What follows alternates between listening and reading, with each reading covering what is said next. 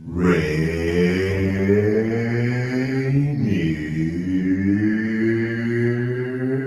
Avenue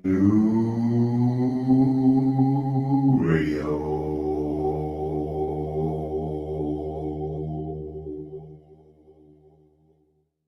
And welcome to our live studio audience for another exciting edition of Did You Know? And here we go with round one. Did you know? The COVID vaccine is free and easy to get. You don't need insurance or an appointment to get your vaccine. Vaccines are available at many locations near you. And now we're going to double the value. Did you know? The COVID-19 vaccine is always free of cost. You can visit pharmacies, community health centers, and other health providers in your neighborhood. And now for the lightning round. Did you know? The Delta variant of COVID is a mutation that has health experts worried because it's twice as contagious. Then for our finale.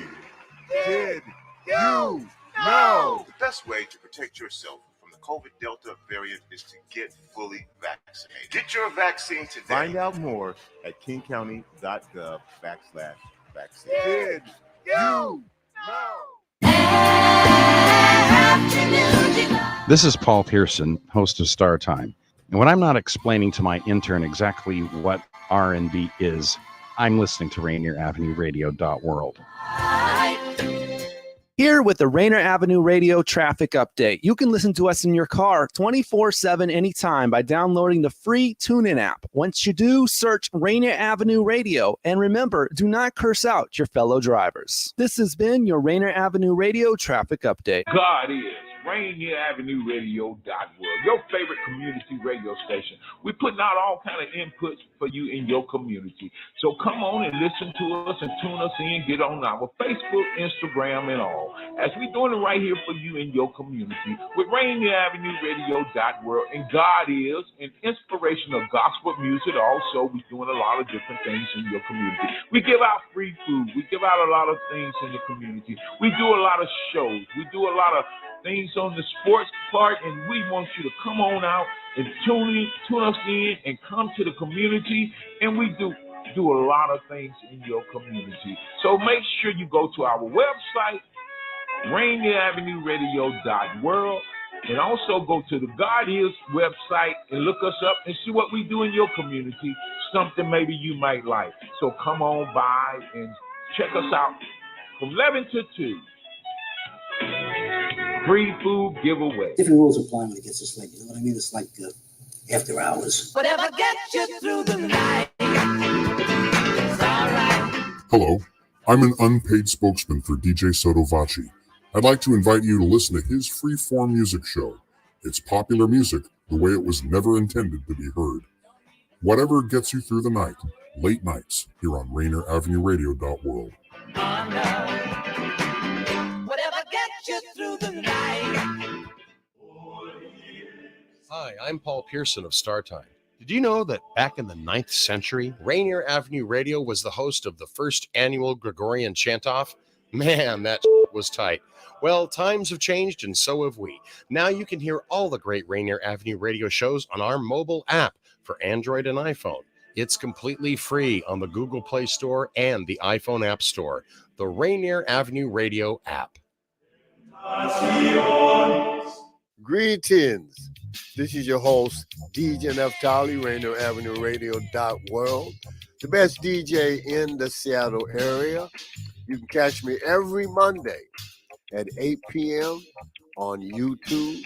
Like I said, this is DJ Neftali, the best reggae in Seattle, Washington, the best radio station, Rainier Avenue Radio.world. Come on. Right? Dealing with COVID-19 is uncharted territory, and everyone has different challenges. People may feel anxious, down, or overwhelmed. For some, these feelings can lead to changes in sleep patterns, an increased use of alcohol or drugs, or withdrawing from the people around them. If you know someone who's having a hard time coping, you can help by reaching out to talk and listen. To learn more about how you can help someone in need, call the Suicide Prevention Lifeline at 800-273-TALK. Brought to you by the state of Washington. Generational wealth.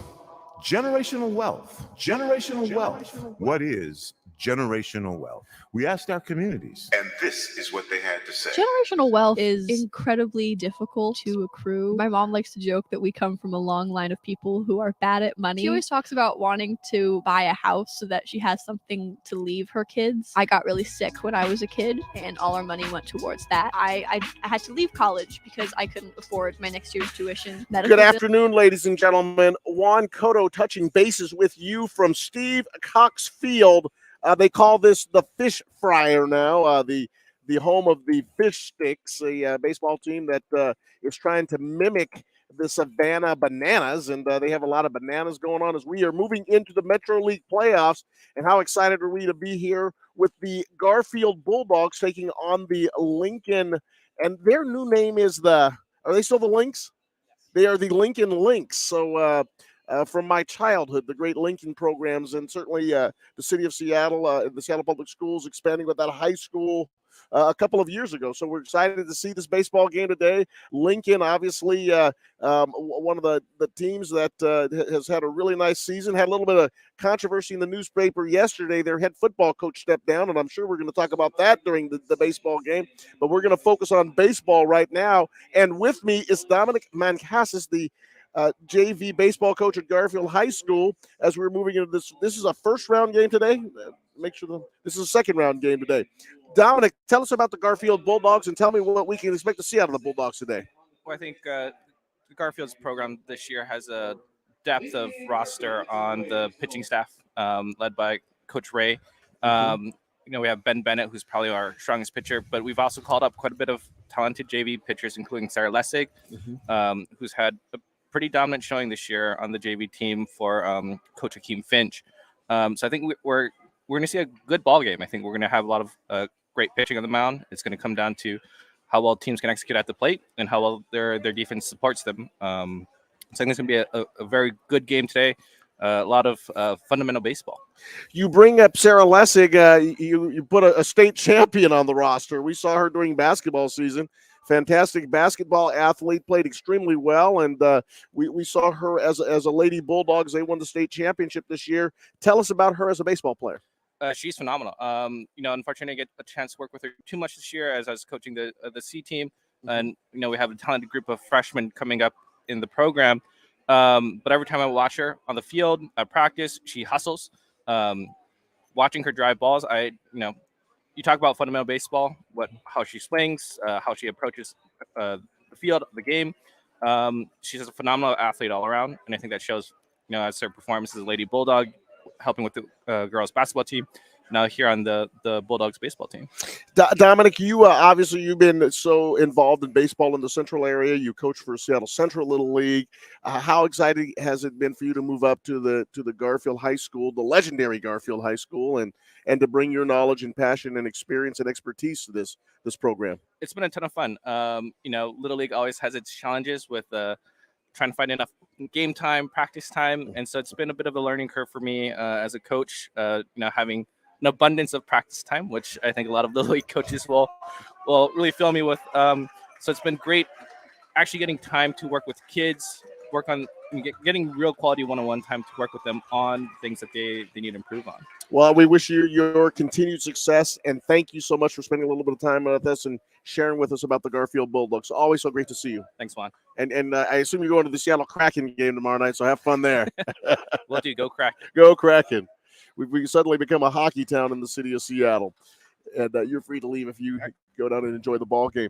So the Garfield Bulldogs taking on the Lincoln Lynx on your community radio station, our community radio station, Rainier Avenue Radio.world. And again, just a Seattle type of baseball day here at Steve Cox Memorial Field. This field is located out in Weeka. I believe this is just south of Delridge. I believe it's West Seattle, but I believe we call this White Center. And this is the White Center neighborhood headed down towards Burien. And this ballpark has hosted games for a lot of years, renovated recently. I want to say about 12 years ago it was renovated. They have the field turf infield, and then at the cut, it's natural grass going all the way to the outfield. So The dimensions of the ballpark, I do not know. I can tell you that I believe it is 320 down the left field line. It is around 360 to the power alleys, maybe 390 to dead center field. And then down the right field line might be just a touch longer, probably around 325, 330. We'll take a little bit of a shot. Although we have seen, Daniel Bellis and I have seen home runs hit out of here. So in our years here. And we've actually seen some really exciting baseball games here. Daniel, tell us a little about what we're watching and where we are in the Metro League. Yes. And we're going to pull up the playoff grid, if you will, or the tournament. And as you can see, there are 4 second-round games that are being played today. Game 1, earlier on, Bishop Blanchette defeating Lakeside 3-1. So Bishop Blanchette moves on to the Final 4 and will play on May 8th. Versus the winner of this game, which is Garfield and Lincoln. As we set the table and we're about to take the first pitch, just letting you know, Garfield has won 4 out of their last 5, and that started with a win versus Mercer Island. And Lincoln has not allowed a run in the last week. Here comes Johnson. This is Bjorn Johnson wearing the number 17 on his back. His first pitch was a strike. Second pitch, outside corner, catches it, and that will be strike 2. Much to the dismay, as you heard from the Garfield fans, they didn't like that pitch. This is a left-handed pitcher. He stands around 6 foot tall. He's not a little guy, let me tell you. Here comes the next one. It's a ground ball to the shortstop. He picks it up, throws it across the diamond, and the runner is safe. The leadoff hitter, Henry Schmidt just flew down the line and got down there, so he will be safe at first, and the Bulldogs are in order. J.T. Wayne is now up, so a single in the first inning to lead this thing off, just beating out the ground ball. And as we say in the vernacular, there goes the no-hitter as this pitch comes in for a strike. So I don't think he's thrown a ball yet. This is J.T. Wayne. We definitely familiar with Mr. Wayne. Saw him last week for Garfield against Mercer Island. Step over to first base, and Smith doesn't look like he was going anywhere, wasn't leaning. So he gets back safely. Johnson blowing his hand, licking his fingers before he steps onto the slab. We're just getting started here at Steve Cox Field. Juan Cotto, Daniel Bellis, and our intern Maud. Here comes Maudie. As the pitch is outside, the ball is thrown almost into center field. He's actually running camera for you folks, and so you can see there on the screen, that is Maudie at work, man. Billy Vershaw, the catcher, tried to rifle it down and just got just a little bit behind his body, threw the ball out towards right field. A nice diving stop by the shortstop to keep that ball in play. Here goes the pickoff play. This is going to be very close. Nope, the shortstop dropped the ball. They ran the old daylight play, and Johnson spun around, made a nice move, fired over to second base, and Smith got there, and that ball actually beat him there, so he did a really nice job getting back. Johnson looking. Here comes the pitch. Might have been just no, he calls it. This umpire has a little bit of a delayed motion to his call, so I like that. Even when I think I'm right, he's going to delay before he lets me know. But that was a strike. Count now, I believe, 1-1. Johnson stares in, gets a sign. Daylight play again. Throws the ball into center field. Schmidt gets up. He goes for third. The throw from the center fielder is almost got him. The center fielder backing up the play comes in and just throws a strike to third base, but Schmidt got up and scampered over there. So on an error by the pitcher, Smith gets to third. Count is 1-2 strikes as everyone's kind of hustling to their positions. The umpire at third now moves to second. And I believe we have an additional, I thought we had 3 umpires today, but maybe we just have the 2. Here comes the pitch. High. 2 strikes is the count. Johnson working on J.T. Wayne. Wayne, a real speedster. We saw that play center field. Here comes the pitch. Right down the middle, strike 3. J.T. Wayne was a little bit perturbed by that call, but from up here at our vantage point, it looked like a pretty good pitch. That will be the first out of the inning. 1 out. This brings up Oliver Hogan wearing the number 5 on his back. Hogan coming in. And the infield is pulled in. Here comes the next pitch. It's fouled off by Hogan, and Hogan had a healthy cut at that. So they're playing the infield in right at the cut of the what we would call grass, but this is the colored paint of the turf. If you remember right, I think that Mercer Island game, Hogan was the home run winner of that game versus Mercer Island for Garfield, and he really was Hogan's heroes on that day. Hogan fouls this one off for strike 2. Hogan, a nice-looking athlete. And as we referenced in the Mercer Island game, Daniel, none of these kids are little. These are all the Lincoln kids, the Garfield kids. There's some strapping young men out here. Center fielder is shaded over to right center because it looks like they throw a little outside as this pitch bounces out of the hand of the catcher Vershaw, and that will be a count of, looks like it's 2 balls and 1 strike. And I may be off on the count. Here comes the pitch. It's popped out of play. Popped out of play down the right field line, and behind the stadium, there's Little League baseball going on, so they could be fouling balls off into to the kids. We hope that's okay, and we know that this stadium is well constructed. Hopefully they've got the nets up, but we'll see. Hopefully no one gets hurt. And I parked my car out of the line of fire here behind home plate as Hogan swings through that fastball for strike 3, and that brings 2 down. And Ben Bennett coming to the plate, and he may be their best player. So if you missed it, a single by Schmidt, a stolen base by Schmidt, an error on the throw to center field got him to third base. And let's see if this young man Johnson can strand him. Bjorn throws it in there. That looks like it's ball 1. 1 ball is the count from Bjorn Johnson. I believe this is Lincoln's number 1. You said Lincoln hasn't given up a run in a couple months. No, last week, not a month. Okay. Let's not give him that. As this pitch comes in, well, let me tell you something. The way this kid's throwing, I can see why that would be true.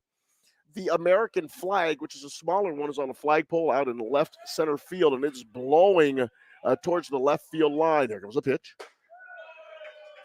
Oh, he calls that one a delayed call, and yes, and Ben Bennett backed out of there and gave a little motion that he wasn't really happy with that call, but that would be strike 2.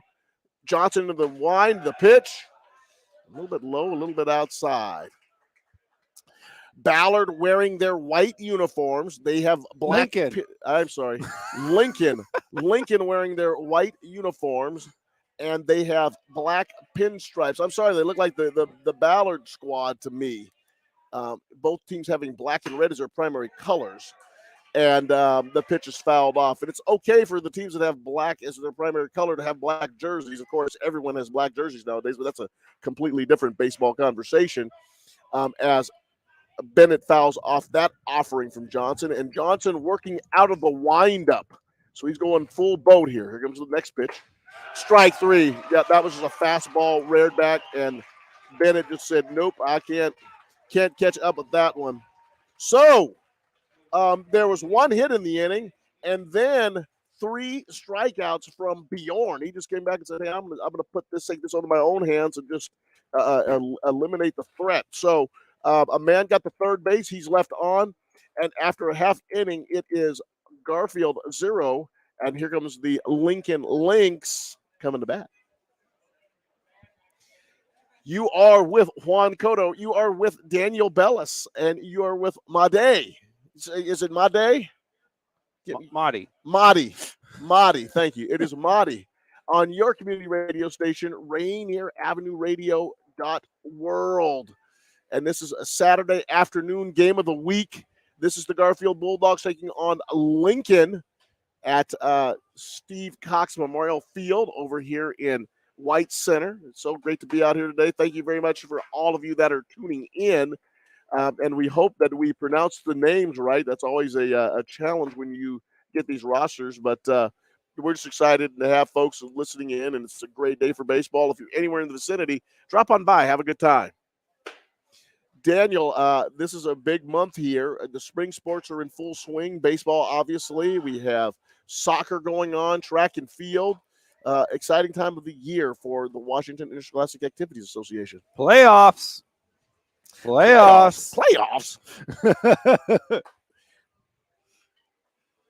We once again a beautiful ball field. I just sometimes the Parks and Rec department of the city of Seattle gets it right, and they really got it right over here. It is absolutely gorgeous. Love what they did with this field.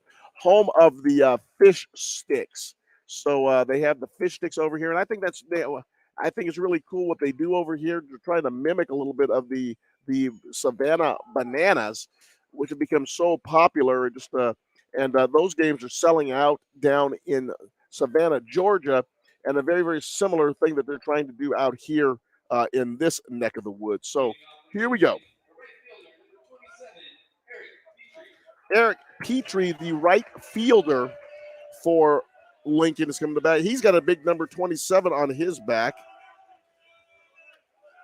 Nice looking athlete himself, leadoff hitter.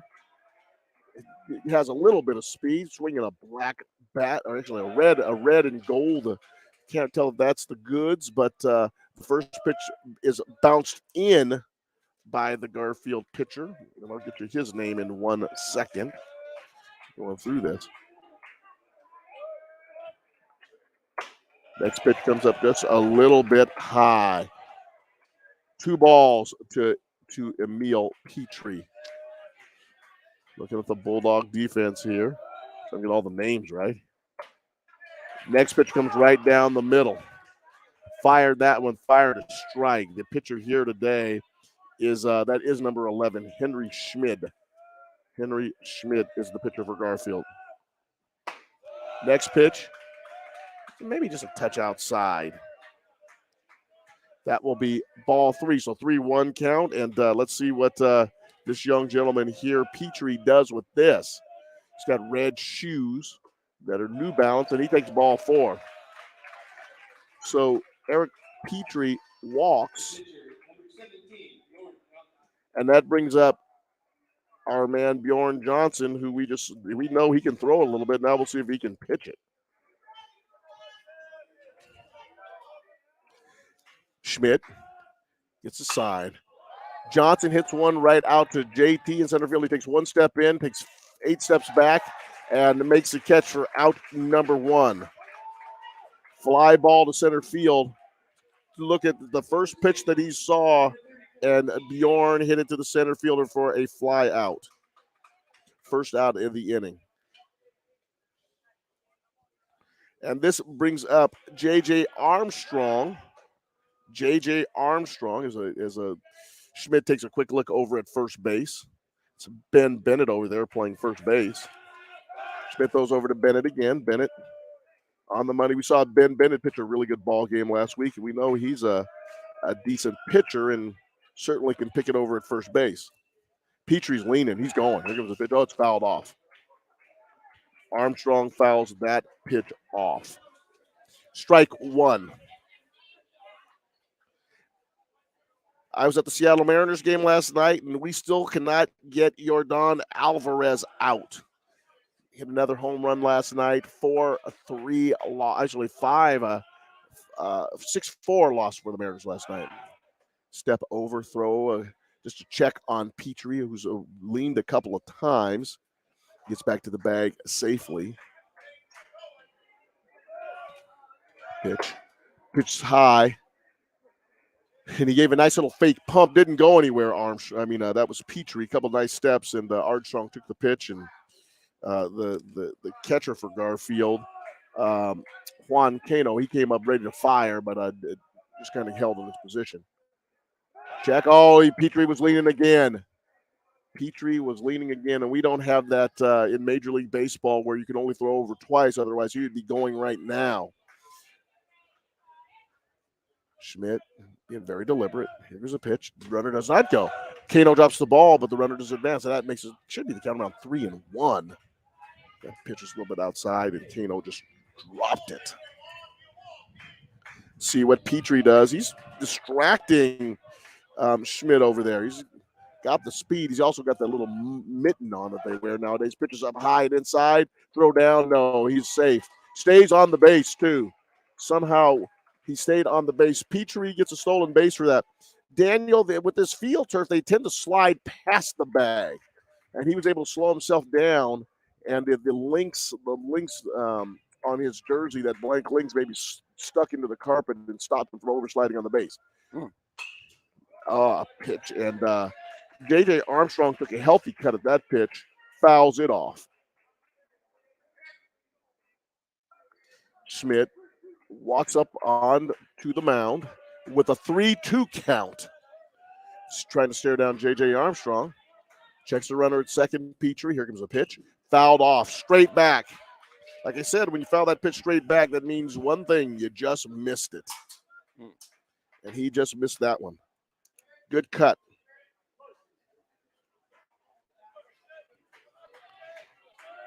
Schmidt has his sign, checks the runner at second once, twice, lifts the knee, throws, curveball, and yes, swing and a miss.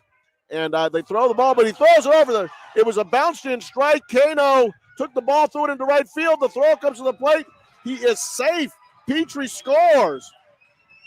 So it wasn't a drop third strike. It was a ball that was in the dirt. He corralled it.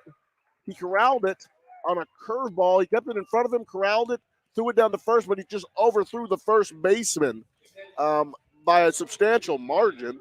And Petrie scampered around to score. So that makes the score Lincoln draws blood first.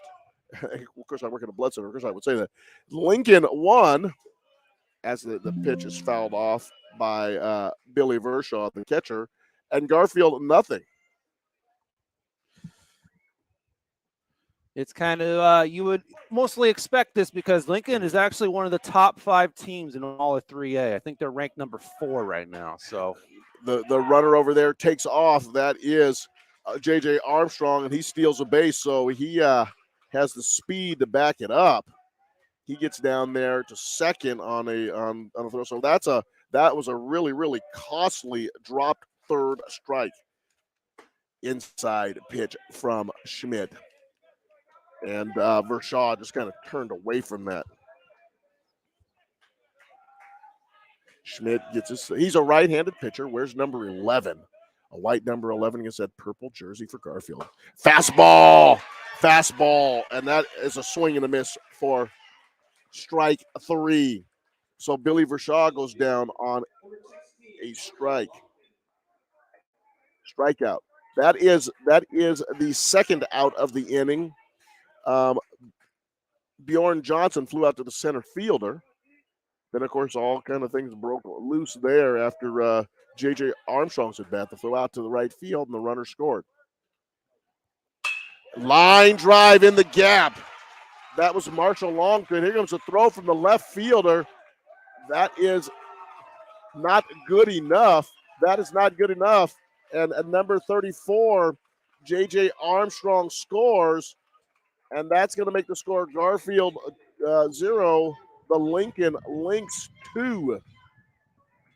Marshall Longden hammers a pitch out to left center field, and a strong throw by the left fielder, but just not good enough. Here comes Miller. First pitch is inside. This is Cam Miller. Hear people in the background rooting for Cam Miller, trying to see what he can do. Here comes his first at bat of the ball game, as Schmidt likes to throw over to first base quite a bit. He takes a shot over there looking at Marshall Longden. Longden wasn't going too far. He's got a red batting glove on his left hand. This pitch bounces off the base. Pitch is a strike. I believe it's 1 ball and 1 strike to the batter. Number 28, Cam Miller. Miller looking out at Schmidt. Schmidt, it's a sign from Kano. Here comes the pitch. It's down low in the dirt. The runner takes off, and he is safe. So Marshall Longden, he also stole the base, and really the throw wasn't even close. I mean, he really got a really good jump. Schmidt has been throwing over quite a bit, but it's almost like Lincoln has the cadence. He took off. It had at least 3 steps before the ball ever got to home plate. Schmidt checks him again. That pitch misses just a little bit low and inside. Cam Miller wearing number 28, a black 28 with red trim on a white jersey with those pinstripes. Looks almost like the Minnesota Twins in the old days. Here comes the pitch from Schmidt. That's high, and that will be ball 4. So Cam Miller draws a walk. And Schmidt has to be just a little bit frustrated. Here comes Coach out to come out and chat with them a little bit. He's going to go out there and is that Modritzer? Coach Modritzer goes out and chats with him. A little bit frustrated, probably, the fact that you get that strikeout and then, doggone it, just couldn't get that thing converted down to first base. Man. So for the Lincoln Lynx, I mean, pulling out to a 2-run lead earlier on, like we said right at the big jump of the game, haven't allowed a run in the past week. They're like second place in all of 3A in runs allowed. So you have to think that jumping out to this lead is just setting the tone for the game. It's going to make it really hard for the Garfield Bulldogs moving forward. Schmidt, his first pitch to Nick. Let's see. That is Nick, and I'm. Let me see if I can pronounce this name right. That's always a nice thing to do when I get it right. Cannot read that real well. That would be Nick Salinas. I was Nicholas Salinas. So Nicholas Salins. I'm sorry, Nicholas Salins. And I heard the strike. So 1 ball, 1 strike. Schmidt checks the runner. Here comes the pitch. Big overhand curveball, and that broke in nicely. Strike 2. 1 ball, 2 strikes on Nicholas Salins, and that's number 12, and he is the shortstop. A little tiny bit outside. Looks like he missed it, so that will be ball 2. 2-2 the count. Here's a pitch. Runner goes. Throw down to third base. And he didn't even, it must have been a ball. That pitch was a really good pitch, right? It seemed like it was close to the middle, but the umpire didn't even look at it. That brings up a 3-2 count. So another stolen base, that this time by Marshall Longden, and also that Cam Miller advanced over to second base on the throw. And the pitch is strike 3. Salin swings and misses, and that will be the out, the third out of the inning. So for the Lincoln Lynx, there were 2 runs, there were a couple of hits, and there was 1 run really costly, drop third, strike, missed throw down at first base. So that puts Lincoln up on top. They leave 2 runners at second and third. So with the change of innings, and after the first, it is Lincoln 2, Garfield 0. Much needed for the Garfield Bulldogs. They really could have put themselves really in the hole there at them and leaving 2 Lincoln runners there. So, yeah. Again, Garfield and Lincoln here will play. The winner of this game is going to play Bishop Blanchette in the semifinals on May 8th. That is that's Monday, I believe. Yeah, that's Monday. Saturday, no, Sunday. Yeah, Monday, yeah. At 4 p.m. And the loser of this game is still alive. They will take on Lakeside in a loser-out game. That game to be played on May 9th at 4 p.m. against Lakeside. Here comes Noah Lipman. Noah Lipman is coming up, and Noah is Noah's a designated hitter. No, he's a second baseman for the Garfield Bulldogs. The first pitch is a ball. And here comes this young man for Lincoln. This is Johnson. Johnson versus Lipman. Here comes the next pitch. A little bit outside. Ball 2, and it makes you wonder if these guys know each other because he's really, really careful how he's throwing. Johnson seems to throw without a care in the world, but looks like he's been extra cautious with Lipman, and rightfully so. Good hitter. That pitch catches the outside part of the plate. Strike 1 to Lipman.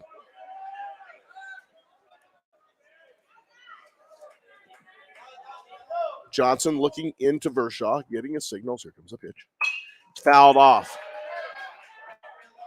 Fouled straight off, and had the difficult thing of 2 baseballs coming at him. The umpire threw a ball out, and the ball had ricocheted off of the netting and went right back towards Johnson. And there were 2 baseballs coming at him. He just got out of the way of both of them. Johnson checking his signals. Right-handed batter. Here comes a pitch. Foul ball right off the end of it. No, it stays fair, but there's a roll. No. Johnson just picks it up and tags him. Oh, but wait a minute. They call catcher's interference. Catcher's interference. So the ball was fouled down the first base line. Both the catcher and Johnson went over for it, but the catcher for Shaw got in the way. And he just kind of got in his way, and that hindered the pitcher, and they call that one interference. Here comes the center fielder, Parker. DJ Parker. Knee rise and throw, and the first pitch is outside, ball 1.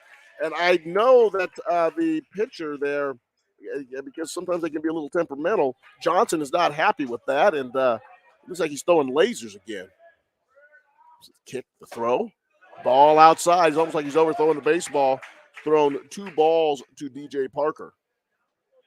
Lippman on first base. And it is a partly sunny day here, and the flight traffic from SeaTac Airport is going right behind us. See a Delta Airlines. Looks like it's that's the next pitch comes in high. Oh, he calls it a strike. 2 balls and 1 strike. Don't want to second guess this umpire. He's very deliberate, but he's calling it. 2 balls and 1 strike is the count. Throw over, checking the runner over there. Doesn't look like Littman is going anywhere, but Garfield is really, really cagey in terms of when they decide to run. Johnson checking the signals. Knee lift in the pitch. Inside.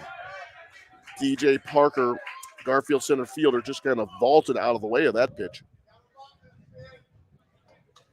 DJ Parker. Right-handed batter.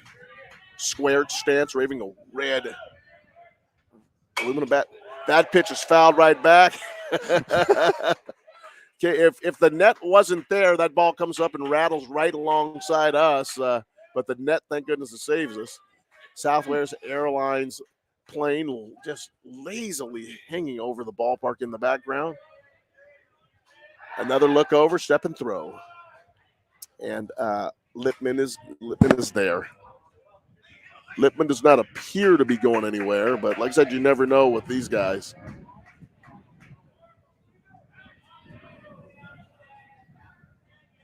Two nothing to score. The Lincoln Lynx jumped on 2 runs, tacked on 2 runs in the bottom of the first. Here comes a pitch. Boy, that was low and outside, and DJ Parker walks over like he knew it. A lot of fans here for the Lincoln Lynx thought that was a pretty good pitch, but DJ Parker didn't even flinch at that pitch. And here comes now Prince Davis. Prince, number 13.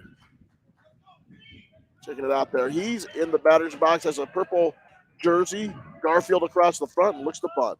First pitch is inside, and the catcher dropped it, but the runners do not advance. Ball 1. Prince is up there to do his job, and this is to lay down a bunt. The appeal down the first base, Vershaw thought he went. He went and checked, but the umpire down there very, very quickly said he did not. 1 ball, no strikes to count. Davis has a hoodie on. He's got that hanging out of the jersey. Here comes the bunt opportunity. He may have offered it that one, though, that's for sure. Let me see what they call. Let me see what they say. He did. Okay, they appealed out at first this time. So the home umpire, the home plate umpire, really looking at a couple different things. He wants to manage third base, not seeing the pitches, but getting help on the appeal, and it is a strike. Ground ball up the middle. Hits the ball to the shortstop, picks it up, steps on the bag at first, throws it across the diamond. Did he catch it? He did. And that, I believe, is a double play. So Prince Davis hits into a 6-3 double play. But Littman gets to third base, and I am sure as Eli Hurst is coming up, no one thought that those guys would ever hit into a double play. Lots of speed there with Davis and Parker. Pitch is low and outside, ball 1. Davis, 6-3 unassisted if you are scoring. And that's the second out. 2 outs in the inning.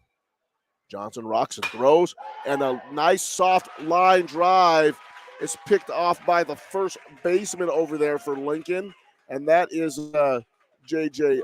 Armstrong. Armstrong got that one, and that will be the end of the Garfield threat. So they leave Lippman on first.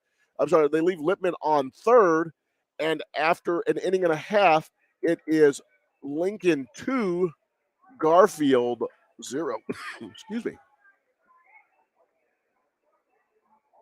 Yes, sir. Juan Cotto and Daniel Bellis here at beautiful Sam Boyd Park. I see Sam Boyd. This is the home of the Metro League Championships. It's also home of the Seattle Prep Baseball Panthers. They've got their big poster out there, and they've sold some advertisements out here. So the White Center community promoting baseball as they always have done. A number of games out here. I believe that I played in this stadium before the renovation many years ago, and looks like they've done just a really good job of, once again, with the renovation. Number 2, just keeping baseball alive for the community. Nice to see a beautiful ballpark and it being utilized on a very, very nice day here in Seattle. Had some rain the last couple of days. We in Seattle were in that on and off portion of the spring where you get a really, really, really nice day. You think you're in Southern California 1 minute. Like Daniel and I mean, we were almost suffering heat stroke last Friday in the Mercer Island Garfield game. Yeah. And then a couple days later, it's pouring. Then on Wednesday was one of the most beautiful days of the year in Mount Rainier, clearing the southern skies of the city. And then, boom, it goes back to the rain, and you're freezing again. So, welcome to Seattle. You gotta we love our town, and we love our weather. Right? Gotta love Seattle weather. There's nothing like it. You got to be able to deal with it because it's never constant, never a constant. But it's fun. Not in any month, man. Here comes Lucas Coma.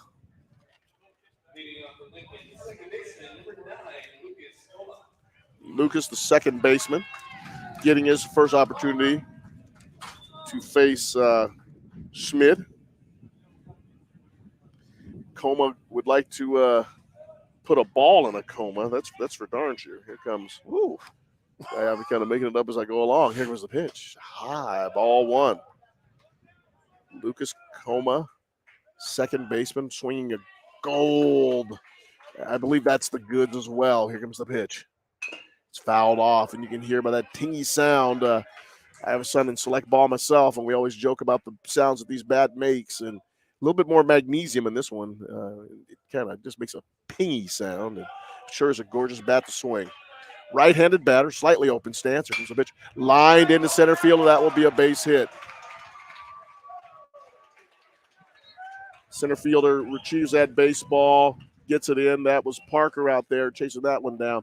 And Parker's been adjusting his equipment. Looks like he's playing with the stirrups. He's been doing that since the inning started. Between pitches, he reaches down and plays with his ankles and his socks and everything as Coma gets his lead. And here comes number 5. This is Nicholas Papasano. And nobody's at second. The bunt by Papasano was actually perfect. Got to the pitcher. And it was so perfect that he was going to throw the runner out at second, but the shortstop sort of fell asleep. Nobody there. And Schmidt did the most important thing. He got the out, threw over to first base to Ben Bennett, and he was able to get that. So 1 down in the inning. Coma advances to second. So it's little things in playoff baseball that seem to get you. Here comes the top of the order. Here comes Petrie again, and Petrie is the right fielder. Here comes the pitch. High, ball 1. And Smith just kind of shaking his head, not real happy with himself. Just checking his mental inventory. He's a right-handed pitcher, has a tan glove on, wearing white shoes. Petrie, a left-handed batter. Playing a little cat and mouse game with Coma back there at second base as this pitch comes in as Petrie showed to bunt, think that may have distracted Schmidt, and he threw one almost over the right-hand shoulder of the receiver over there, and the other batter's box. It was high and well out of the strike zone. There's a couple of fans out there walking their dogs, and the dogs are just enjoying the ball game as much as the fans are. As this ball by Petrie is laced to center field, it's going back to the warning track to the wall. The center fielder for Garfield makes a nice, tremendous running catch. Parker goes all the way to the wall to come up with that baseball. He didn't crash into the fence, but he certainly did run into it in his re-entry phase. He stopped, throws, and throws the ball to the shortstop. Coma gets the third base, but a fine catch by Parker, the center fielder. And here is the next batter. This is Bjorn Johnson wearing the number 17. Bjorn is the pitcher, as we have referenced. Ball 1. Second pitch is ball 2. He's got a chance here to give himself a little help. We always say pitchers like to help themselves. Get a little help here from a single or a base hit. People still raving about that catch by Parker, and it was a fantastic one. Here comes the next pitch, and it is high. Oh, no, he caught him. Strike 1. 2 balls and 1 strike, excuse me. And I think for a player of my stature at 5'8", that would have been a ball, but Bjorn's a little taller than that. Next pitch is a little bit outside. 3 balls and 1 strike to Bjorn Johnson. 2-0 Lincoln, looking to add to their lead. Here comes the pitch, the rock, the kick, the fire. That is strike 2. 3 balls and 2 strikes. As we say, we got a full boat. Johnson trying to help himself. Add on to the lead that he has. That pitch is outside for ball 4.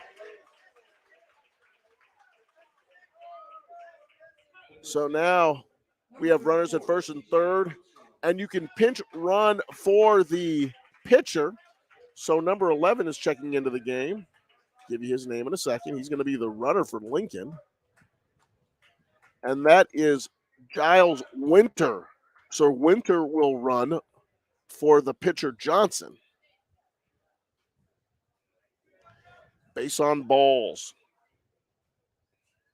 which that was the third walk of the game for Schmidt. Checks in to get the signal. Throws across. Got runners at first and third, and we'll see what kind of play that they have on. Here comes J.J. Armstrong. He is playing, I believe, first base for the Lynx. Here comes a pitch. Swing and a miss. And Giles isn't going anywhere. Probably could have on that one, but kept the ball in there. It looks like Garfield has changed catchers. Cano is no longer back there.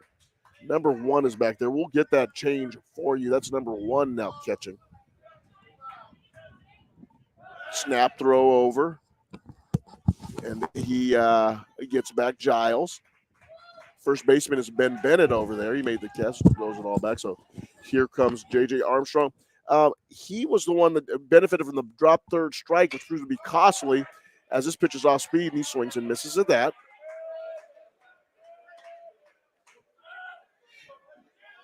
As you remember, in his last at bat, there was a drop third strike. Cano took the ball and threw it into right field, and that proved to be costly, keeping the inning alive. And, of course, Armstrong came all the way around to score one of the 2 runs. Ball's down to the dirt. The throw is low. Oh, they cut off. So they had the second baseman cutting across, but to no avail. Lipman cut the ball off. Giles slides in at second base with a stolen base. So once again, with 2 out, a sacrifice fly, and Pierce hit just an absolute towering fly ball to center field, which Parker ran down. And now here comes Armstrong, right-handed batter. Here comes the pitch. It's fouled off. Umpire loves showing off his arm. A lot of these umpires like showing off their arms. This is one of them. He gets in front of the catcher and just throws a strike right out to the pitcher. Timeout is called. Like there's somebody who needs to either get in the dugout or they're having a little conversation over there. There's a bat weight that is right in the on-deck circle. I'll tell you, if somebody pops one up, that catcher could step on it. I never like to see stuff laying out like that. As this pitch is fouled off by by Armstrong. J.J. Armstrong, excuse me. Johnson would be the runner that would be at second base, but he was replaced by Giles, who is the pinch runner. And we have Lucas Coma at third base, and he's been out on the base paths for quite a while. Here comes a pitch. Ball hit to the shortstop. Corralled, toss across the diamond to Bennett, and that's the third out of the inning. So this time Armstrong goes to 6-3, and that'll be the third out of the inning. And that was Hogan. That was Hogan, the shortstop that made that throw 6-3. So there was a base on balls. There were a couple of loud outs. There was a sacrifice. There was a stolen base for Lincoln, but the most important tally, there were no runs. So after 2 complete innings, it is the Lincoln Lynx 2, Garfield 0. There it is. We mentioned earlier on about the top half of the bracket, which involves your Garfield Bulldogs and Lincoln Lynx. But in the bottom half, which are playing later today at 4 p.m. and 7 p.m. consecutively, or at 4, you got Ballard and West Seattle, and Eastside Catholic and O'Day are battling at 7 p.m. Both of those winners will advance to move on to the semifinals, and that game is at 7 p.m. on Monday. The winners of this game will play at 4 p.m. in those semifinal games, taking on Bishop Blanchette. On the other end of the equation, you got on the loser out, Seattle Prep and Chief Self are still alive. They play a loser out game actually on May 10th at 4 p.m.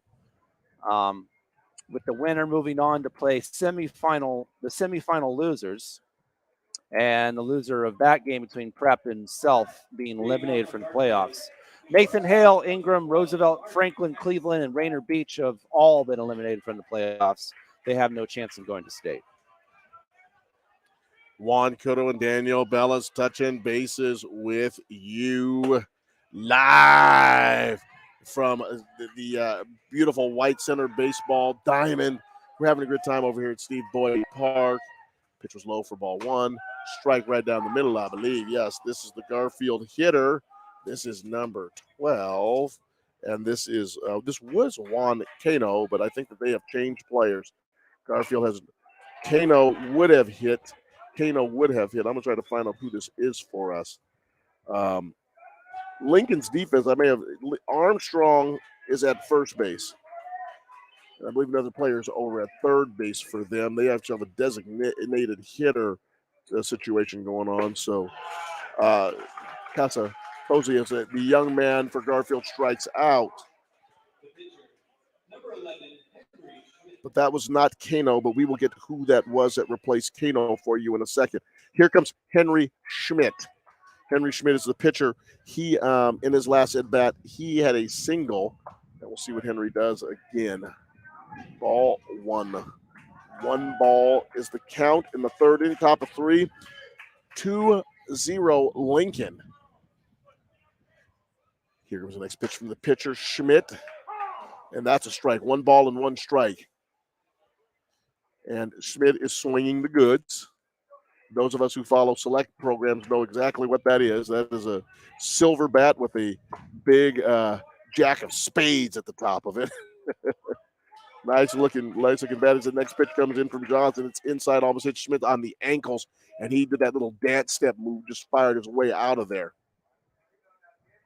Beautiful day here in Seattle. Overcast skies, but we say partly sunny. The optimist would say partly sunny. The pessimist would say partly cloudy, but I'm an optimist, and it's beautiful. Light wind moving the trees out in center field. The flag out in left center field, which is one of those smaller American flags, just kind of dangling in the wind. This next pitch by Johnson, it's strike 3. So Schmidt swings and misses, and becomes the fifth strikeout victim of the day for Johnson. JT Wayne, number 25 on his back, comes up to take a hack at this pitcher.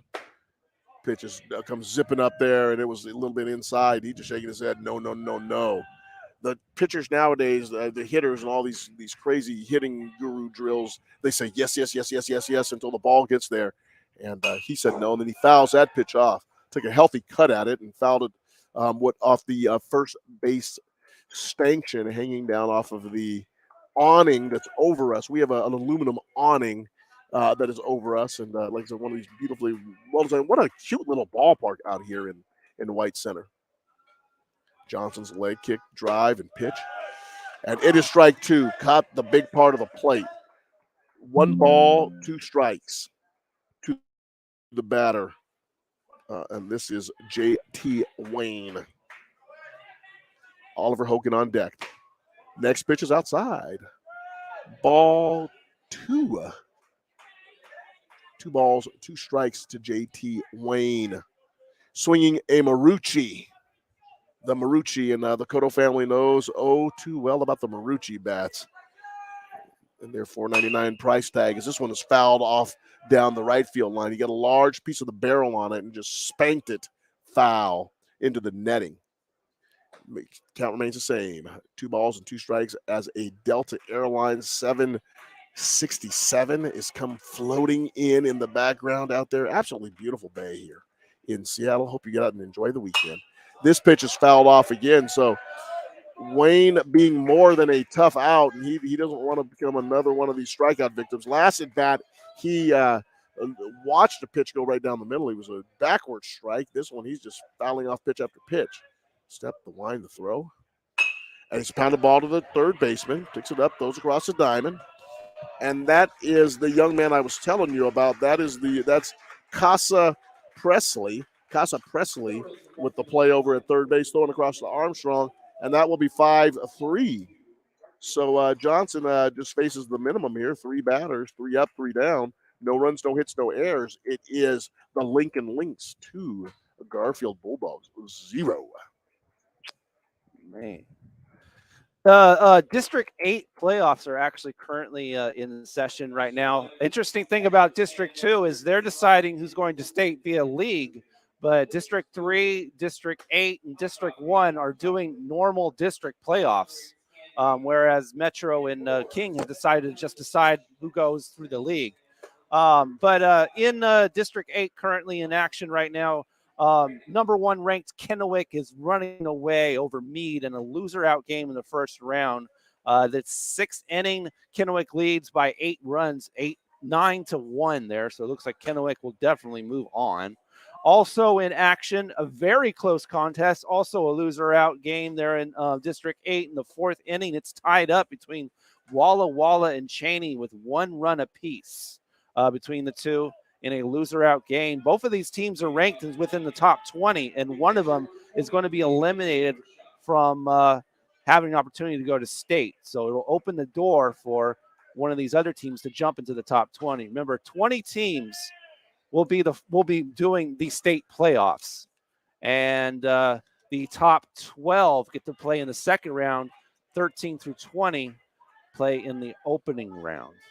Here comes the pitch to Billy Vershaw.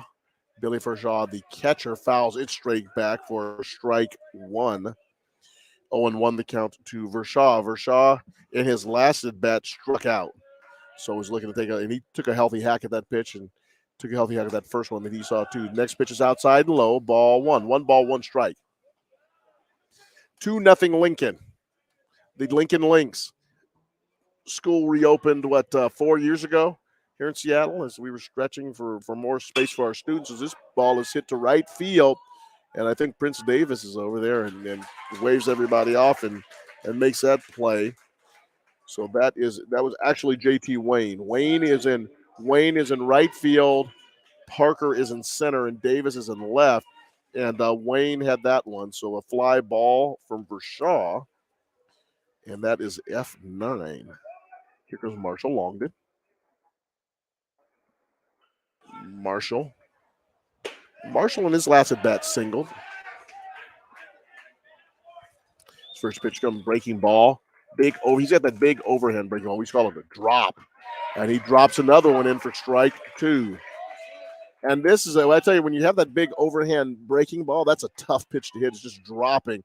Changes your eye level, as he's talking about. And then he goes a fastball, and they call that a strike. So 1 ball, 2 strikes. I'm sorry, he called the first pitch a ball. I thought that was in there. So once again, he's a much better umpire than I am. And I think right now Marshall Longden would agree with that estimate. 2-0 Lincoln. Lincoln taking their hacks in the 3rd inning. Schmidt steps, rocks, fire. Another breaking ball fouled off by Mr. Longden.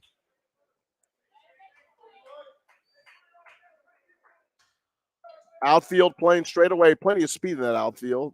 Davis, Parker, and Wayne, they cover a lot of ground together, so they're just playing that straight away. Here's the next pitch. Line towards second baseman. Picks it up and throws over to Bennett. That was Noah Lipman on that play. Picked it up and just tosses over Bennett. Real simple play. Mond Ingliston 4-3. It was Cameron Miller, and in his last at bat, he drew a base on balls.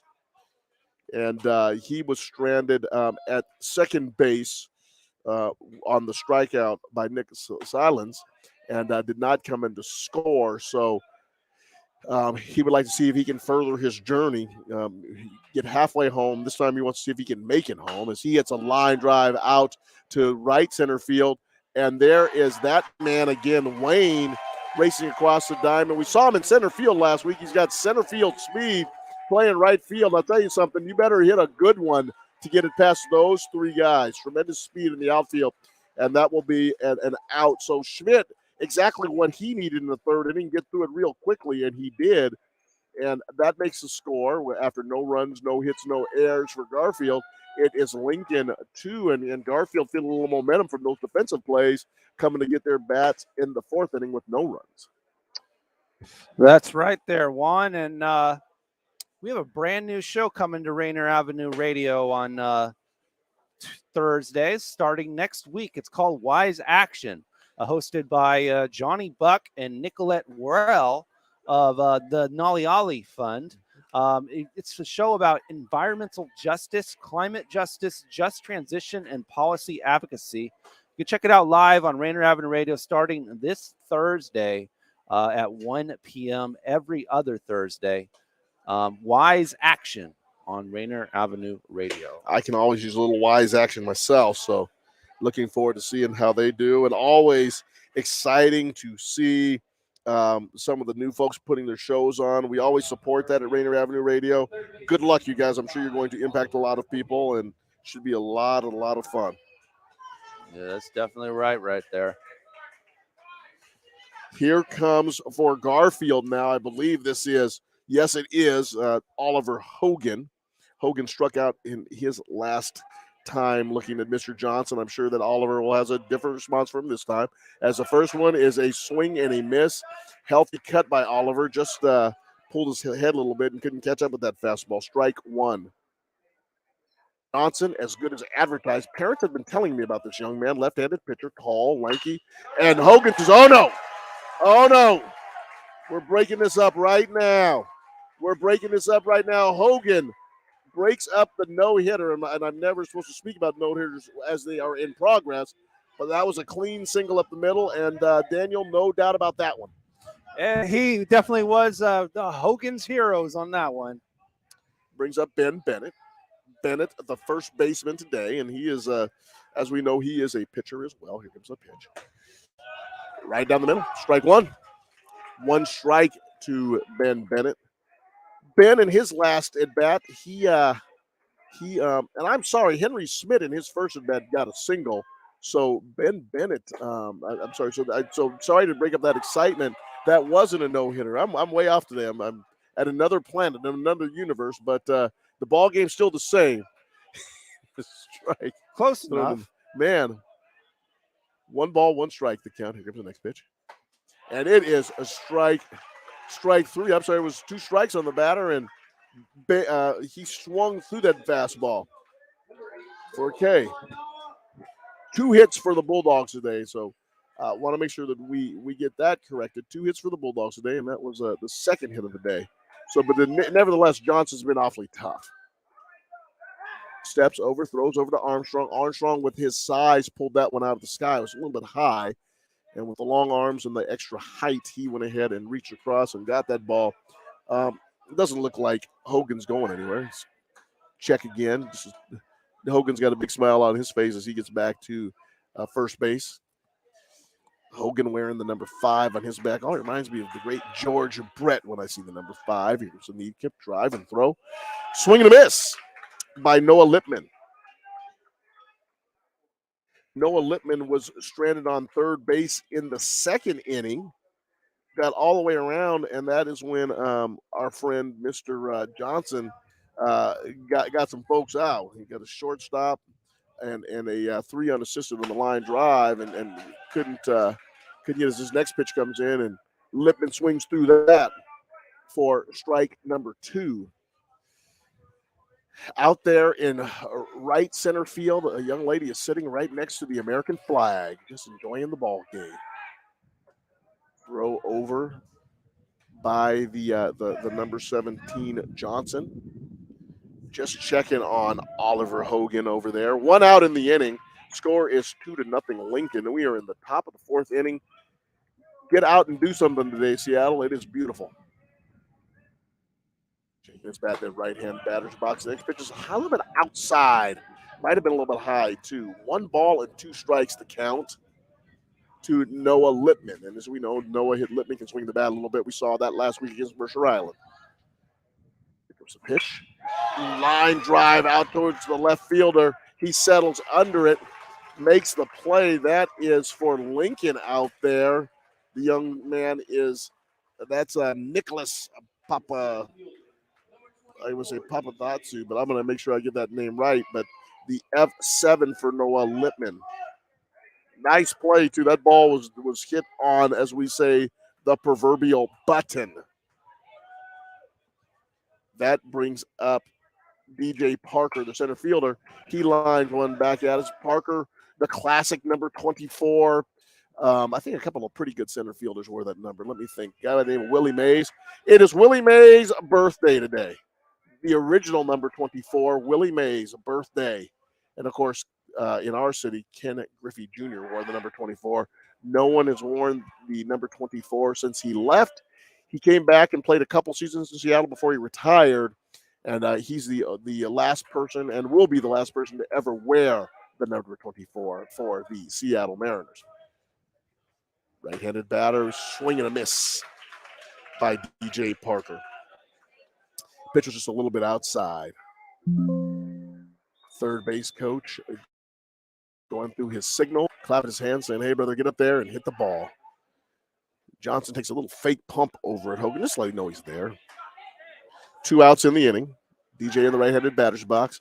Johnson this time fires a throw over there, said, "Hey, I'm going to pay a little bit more attention to you." Getting some encouragement from the dugout is he. Here comes the look and the pitch. And that was a swing and a miss for strike 3. DJ Parker goes down on strikes, and that is the 7th strikeout for Mr. Johnson. So a single to start off the inning, but other than that, nothing. 2 strikeouts and a hard line drive out to left field. So after 3.5, it is actually after four, it is Garfield 0, Lincoln 2. That's correct there, Juan. And in District 8 news, it looks like Kennewick has finished up their game, just whooping Meade there, 11-1. Meade has been eliminated from state. Kennewick moves on to the second round in District 8. Also in action in District 8, Walla Walla and Cheney are all knotted up in the 4th inning. That's also, no, now it's the 5th inning, sorry. But still knotted up at 1 apiece in a loser-out contest, both of these being top 20 ranked teams right there. And one of them will be eliminated in that first round.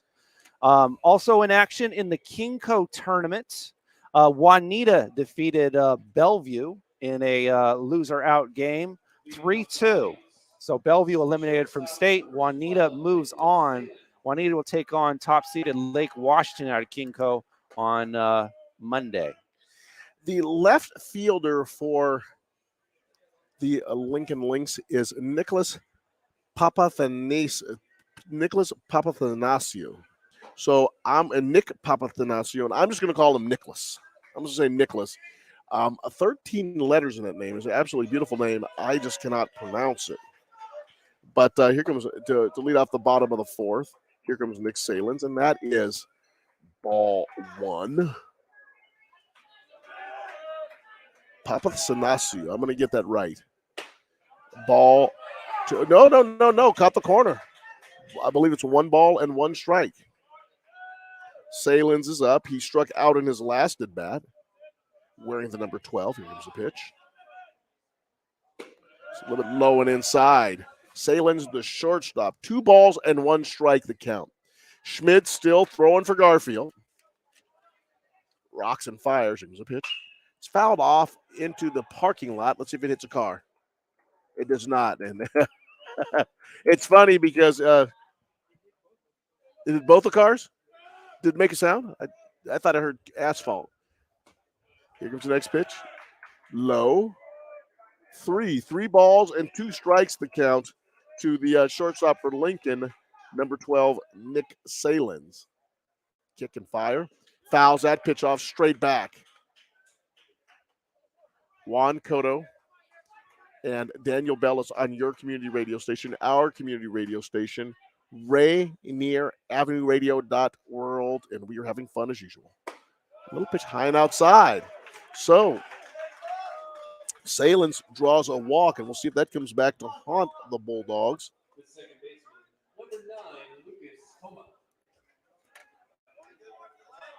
I was going to say the pitchers, and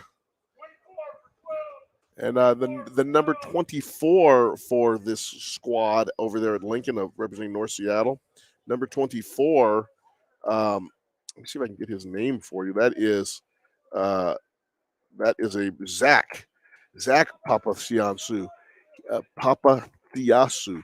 He is going in. So they are definitely brothers, the left fielder and this pinch runner coming in, and obviously judging from the ball caught in the left field, they both can run a little bit. I am making the assumption when you come in as a pinch runner, that's usually what happens. So he gets checked by Schmidt once. A bunt is coming out of the bat of Lucas Coma. Lucas Coma,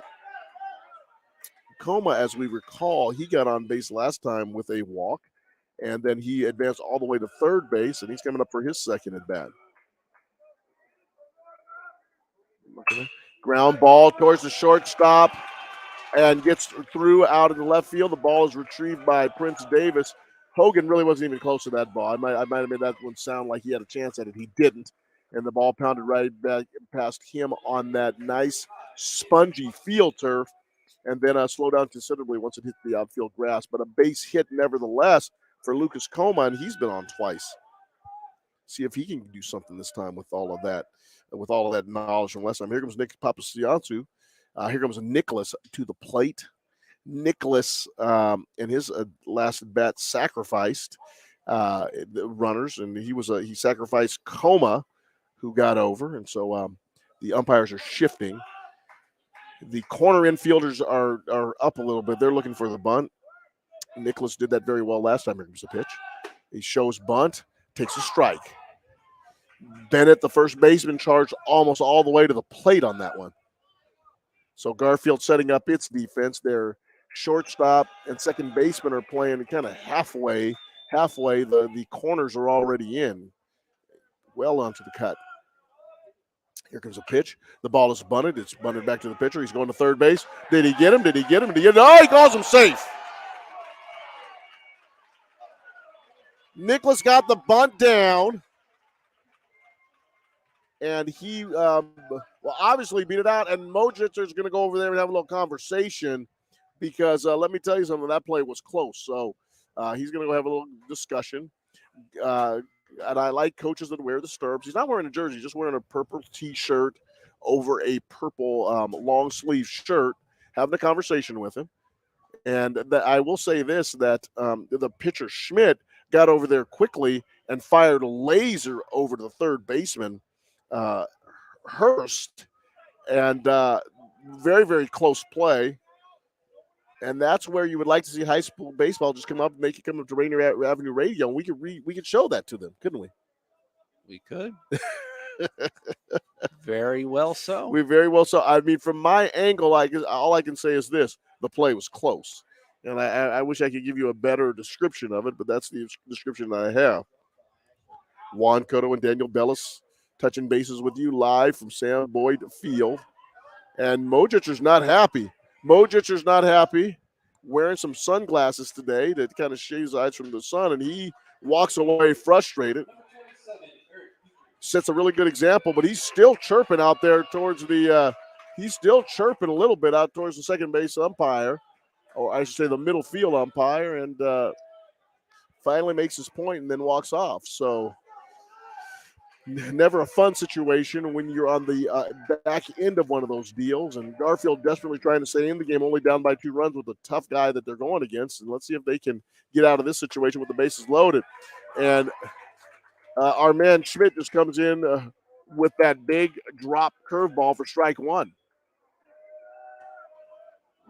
Eric Petrie, who is the right fielder, got a base on balls in the first inning, flew out to center, and this is a ball. It is a grand slam.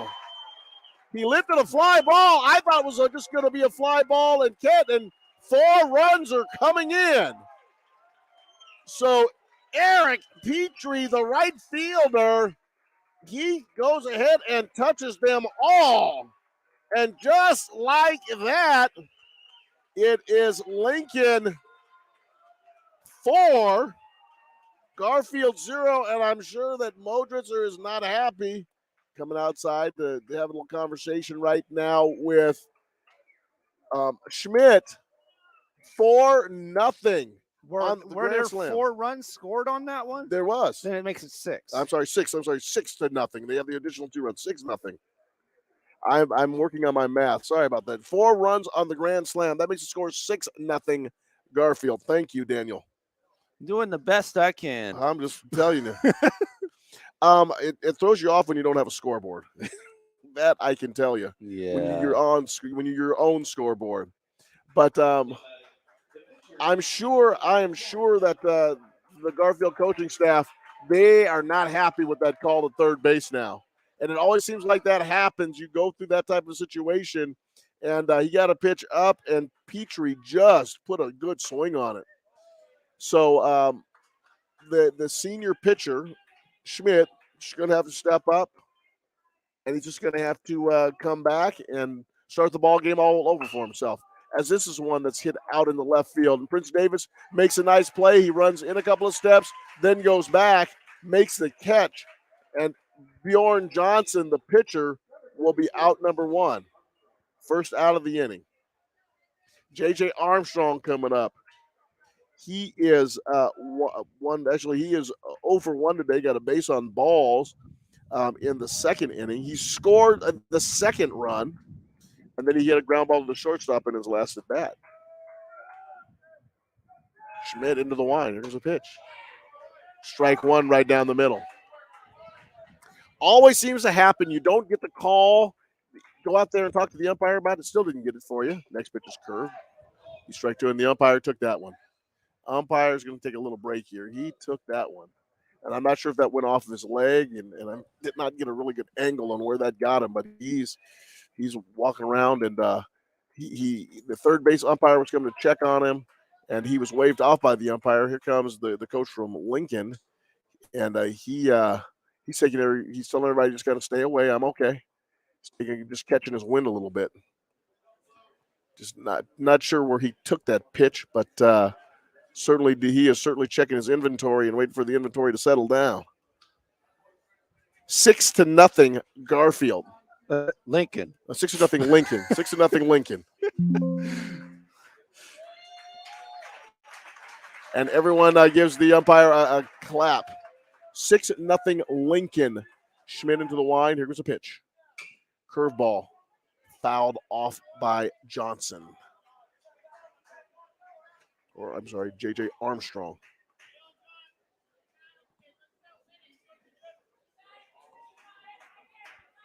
Next pitch. Outside, but it's waved at by Armstrong. The throw down. And he is the third strike. Nicely done this time by Garfield. Went ahead and got him. That brings the catcher, Billy Vershaw, up to the plate. Vershaw 0 for 2. He's got a strikeout in the first inning. Fly ball to right in the third. Pitches down low. Bounces off the catcher. That is ball 1. 1 ball is the count. The catcher, Vershaw. Schmidt steps, throws. Line, shot right up the middle. Picked up by the shortstop over there. That's Hogan. Hogan throws across the diamond. That gets him. So a big home run, as big as you can get, a grand slammer. 4 runs come in off of the bat of Eric Petrie. There were 2 hits in the inning, the homer and the single, and that will make the score the Lincoln Lynx 6, the Garfield Bulldogs with nothing. There it is. We're about to move into the 5th. So we got 3 more chances for Garfield to put up 6 runs against a team that is second place in all of 3A in runs allowed. I think that number for Lincoln at runs allowed is 1.62 runs allowed per game. Well, a number of the parents at O'Day and some other schools were telling me about this young man right here. And Lincoln has an excellent pitching staff. That is obvious. And this gentleman here, Mr. Johnson, is right at the top of the list. Oddly enough, his left-handed, tall, kind of lanky reminds me a little bit, and it's going on a limb with that little 3-quarter delivery that he has, of Randy Johnson. But he's very confident what he does. And I can see that Lincoln, if this guy right here is the typical pitcher, it's going to score runs on them. Yeah, it's like you mentioned that impressive pitcher for West Seattle. Yes. West Seattle also is, similar to Lincoln, West Seattle has allowed the least amount of runs in all of 3A. So between West Seattle and Lincoln, these are the 2 teams that allowed the least runs in all of 3A baseball. I think West Seattle allows only 1.5 runs per game. Prince Davis to the plate. Prince wearing a white hoodie it comes out of his jersey. He's got a real cool pink armband that he wears. Here comes a pitch. Strike 1. Johnson, of course, now with that 6-run lead, he's going to go right after it, isn't he? He's just pumping gas right now. Here comes the next pitch. Ground ball and base hit. Single for Prince. And Prince said, hey, man, if you're gonna lay it in there, I'm going to put down him at the batting cage and stroke it. He had a nice, solid single into the 6th hole out in the left field. And he is on first base, and we'll see if Garfield can get something going. Here comes Eli Hurst. Hurst, last at bat, was 3 unassisted, hit a kind of a weak line drive. We'll see what he does this time. He pulls one, almost takes off the foot of his third base coach. Strike 1, Eli Hurst. 0 for 1 today. Soft line drive to the first baseman. Checking the runner at first. Deep breath. Here comes a pitch. Foul ball. Strike 2. Hurst fouled it off and just kind of went backwards, hit the catcher, and bounced down the first base line. Catcher going to pick it up. That's Vershaw. Top of the 5th inning. It was a close ball game for a second, and then a home run by Petrie, a grand slammer, put 4 runs on the board, making it 6-2 Lincoln. Next pitch. Fouled off. I tell you what, thank goodness for netting. Thank goodness for netting, because I tell you, that thing was coming right at me. I still remember our cameraman Marty's reaction the first time there was a fly ball. The ball was coming at him. You saw how he just he didn't know that net was there to protect him. Thank goodness it was. Marty, I'm with you. I might have flinched a little bit myself. It's no laughing matter when you see a 114 mile an hour foul ball coming right at your face. It's scary, ain't it? Boy, it is. You just pitch here. Foul at the plate. Just bounces foul. And Eli Hurst is being more than tough and bad. I'm sure that Johnson, pitchers with this type of stuff, pitchers get that power pitchers in particular, they don't like a lot of foul balls. Hurst sitting in his batting stance. It's just high and outside. And Johnson on a 1-ball-and-2-strike count kind of asked what the count was, but he's a little frustrated by Hurst just being a fly in the ointment. Checking the runner first. He's going over to check Davis. Davis gets back.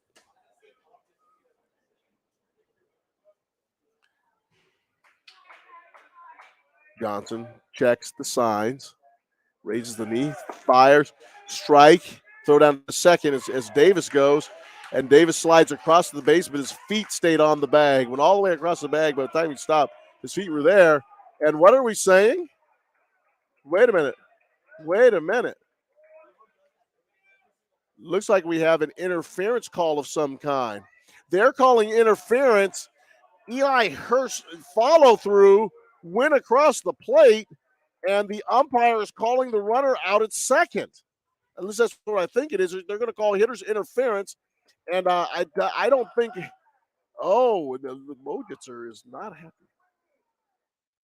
Little conversation going on here, and Garfield's coaching staff certainly isn't giving up, and they are encouraging the home plate umpire to go down and talk to the two base umpires.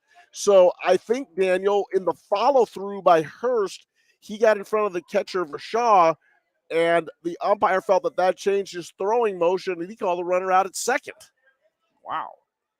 They're having a conversation just to the right field or the first base side of the pitcher's mound. They're having a conversation. When this is good that they sit down and you can kind of talk these things out. There's 3 umpires at the game today, and they're having a discussion and kind of going over the rules. And I think that this is a healthy thing to do in this type of situation. Garfield's coaching staff, they felt that they got jobbed a little bit, and now after the conversation, they're calling him out. Wow! So they are calling Davis out as second on an interference call after the little confer of the officials, and or I should say the umpires. And Davis is walking off with his head down, and now they're going to have a little conversation between Mojitzer and the umpire, the home plate umpire. Man, how about a little less conversation, a little more action? Boy, I tell you. If you're the Garfield coaching staff, they not only you want more conversation, you want some different answers. The throw down the third base, they thought they had the runner on the bunt, and that has led to the frustration. And now here goes Mojitzer. He's going over to see. I wonder if he's going to play the game in protest. Can you do that in high school baseball? Wow. Just like we do in the majors, we're playing the game under protest.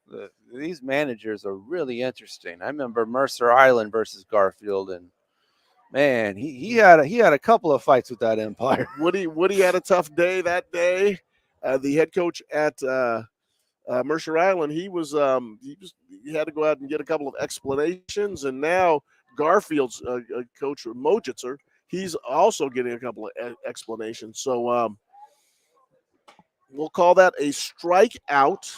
We'll call that a strikeout on Hurst, and then a catcher's interference for the second out on Davis.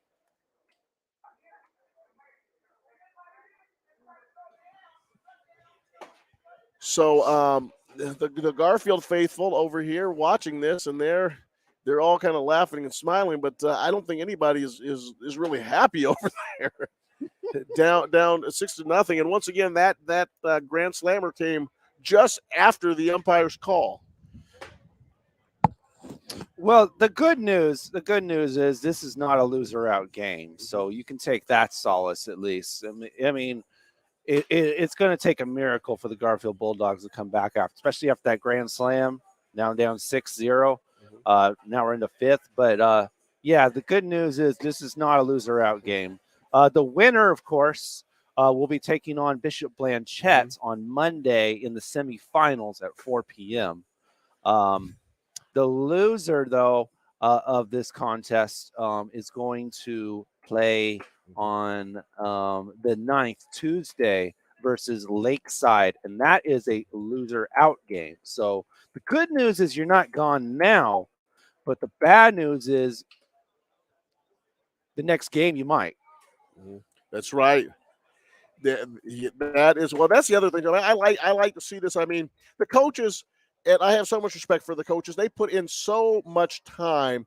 They're coming out here and they're competing also, and they want to make sure that their kids are getting the best possible opportunity.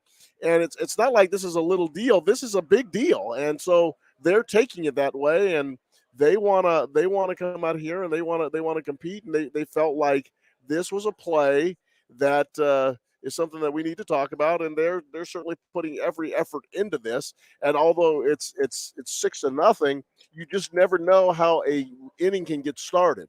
And plus, hey, a 6-1 game is a lot different than a 6-0 game. Very true. Very true. I mean, at least you have something on the board, So Coach Modritcher is really getting after this right now.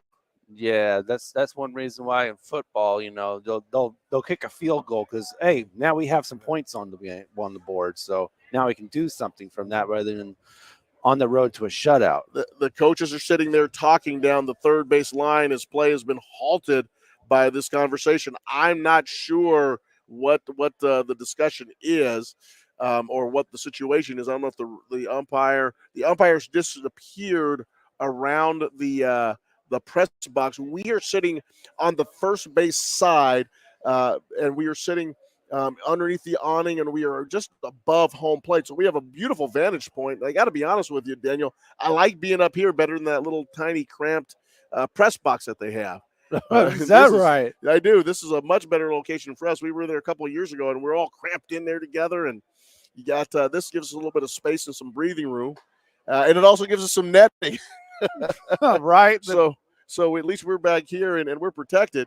Well, I mean, if we're in the press box, we get glass. Yeah, we do. That's true. Glass netting. But right now, a conversation between the coaches. And right now, one of the umpires is taking off. And I don't know if he's calling somebody. I don't know what he's doing. This kind of reminds me of I hate to admit this, but the Pittsburgh Steelers and the Oakland Raiders in the Immaculate Reception. This goes back a long ways, and I've actually read about this. I wasn't alive then, but the officials in that game just walked off the field. They were making a phone call, right. And John Madden complained for years. I don't know who he called. He called somebody. We don't know who he called, and I don't know what this umpire. He called the doing. pizza, man. You got to get your meal set up, before. It takes a little time for the Uber Eats to get here. Phil Filippiano said that he called. He said, "If I make the wrong call, these Pittsburgh fans are going to kill us." So he said he called a touchdown, and they got the heck out of there. Oh wow! Oh, what a! And this feels really similar to that moment. That feels like a safety right there. So I don't see the home plate umpire. I don't know if he went somewhere. I don't even know where he is. I can't see him from this vantage point. The two managers are talking to each other just adjacent to the cutout for home plate. Johnson is warming up, and a number of pitchers are out there taking the ball and just kind of throwing it around. Johnson trying to keep himself loose as they're trying to determine what this situation is or what it was. The situation, the way it existed, and the situation that we are discussing is that the batter, Eli Hurst, on his swing, he went ahead and missed the pitch, and on the follow-through stepped over the plate. I didn't see him touch the plate and or leave the box. The runner, Davis, where my attention was focused, was stealing second base. The catcher, Vashaw, took the ball and threw it down, and he went over the top of Hurst, and the umpire immediately called it interference. I mean, he didn't even waste a second. He called it interference, said the batter was out. And that, of course, has brought on this conversation. So now we have folks who are talking, and they had a little bit of a conference, and they're having the conversation. Thank you. I'm sorry, Daniel. I'll sit back down. They are having a conference right now, and one of the there looks like a coach has gone out and got a rule book. So they're really looking at this really, really carefully. And I think that may be the delay. The good old rule book. I mean, I'm surprised with everything on the internet, they just couldn't download Article 1, Section 2. This is what's going to save my season. Juan Cotto and Daniel Bellis touching bases with you live from Sam Boyd Playfield. And it seems to me, Daniel, did we do a game here several years ago and it went like 12 innings? I mean, wait a minute. Here comes Lincoln off of the field. What? The outfielders are coming off the field. The infielders are coming off the field. So I'm not sure what's happened here. Coaches, maybe the coach called everybody in to talk to everybody. So there is nobody on the field. There's nobody there. We've got. What are we doing? Well, you and I need to go get our gloves. Maybe you and I should start warming up. Maybe we'll play a little bit. Blanchette Braves are walking through, so we hopefully we will get an explanation for this. But right now we have none. So Lincoln's coaches are talking to their team.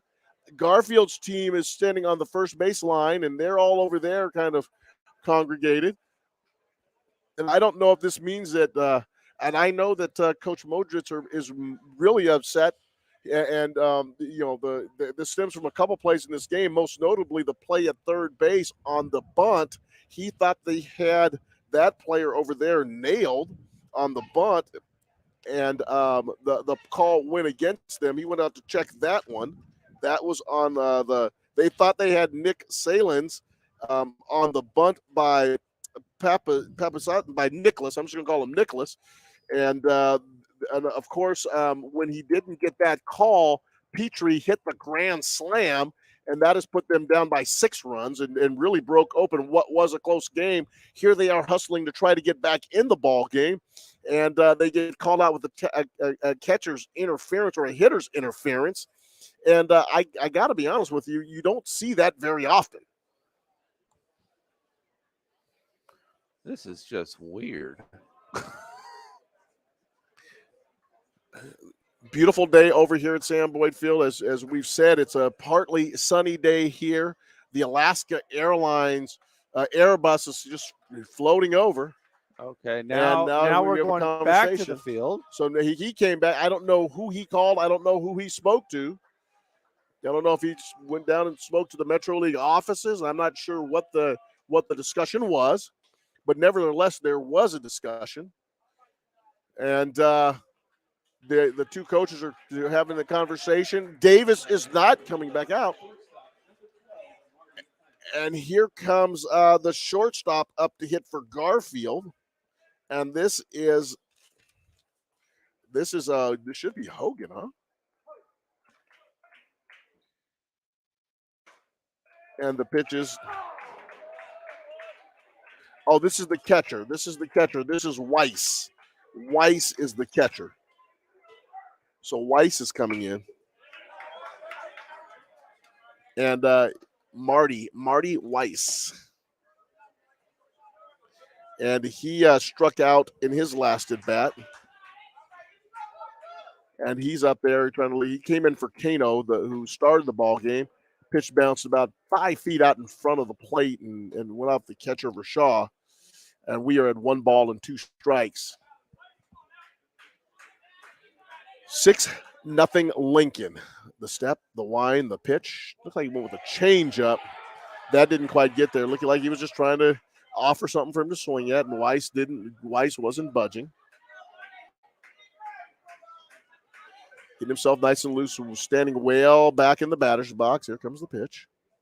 Oh, that was right down the middle, and yes, Weiss is coming in a difficult situation, trying to play in the playoff game as the catcher, and this pitcher here is just a really, really good one, strong pitch. So it's strikeout looking No runs, no hits, no errors for the Bulldogs. And a very long pause. And a very, very long and very, very strange pause, but they'll have their Smith leading them off the next inning, the top of the order.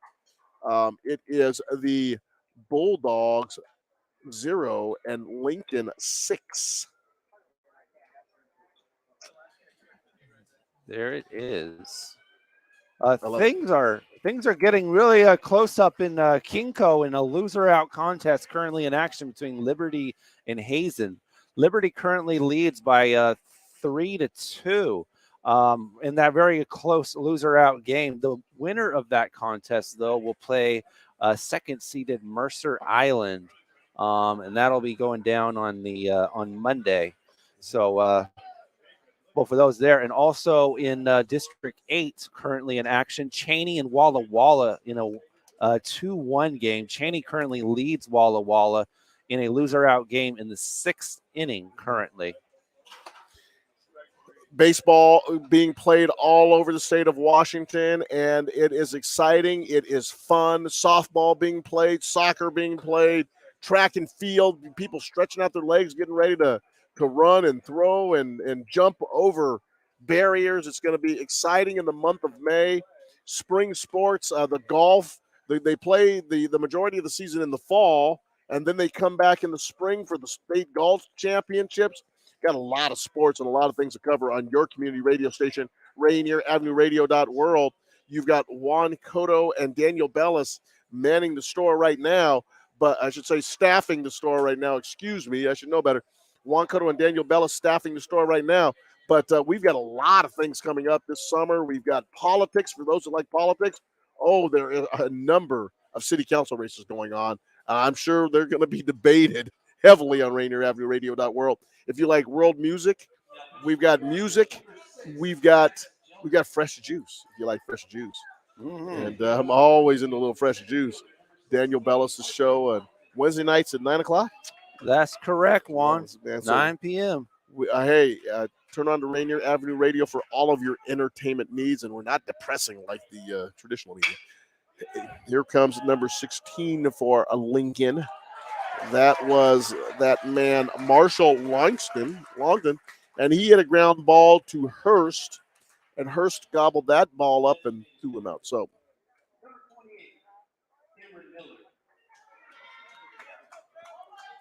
it's like Garfield's made a couple of different changes over there. But anyways, Hogan looks like he's moved to third base on defense.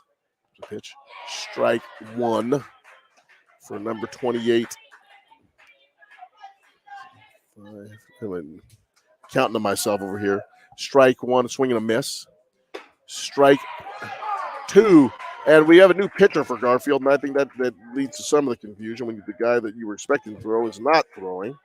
So let me get a number for you and a name for this kid right here for Garfield. And strike three, drop third strike, but this time they're able to get him. So that was let me search around here. Number 12, Nicholas Salen's coming to the bat right now. Cam Miller strikes out. Nick Salen's coming in. He's the shortstop. He scored the first run on the base on balls.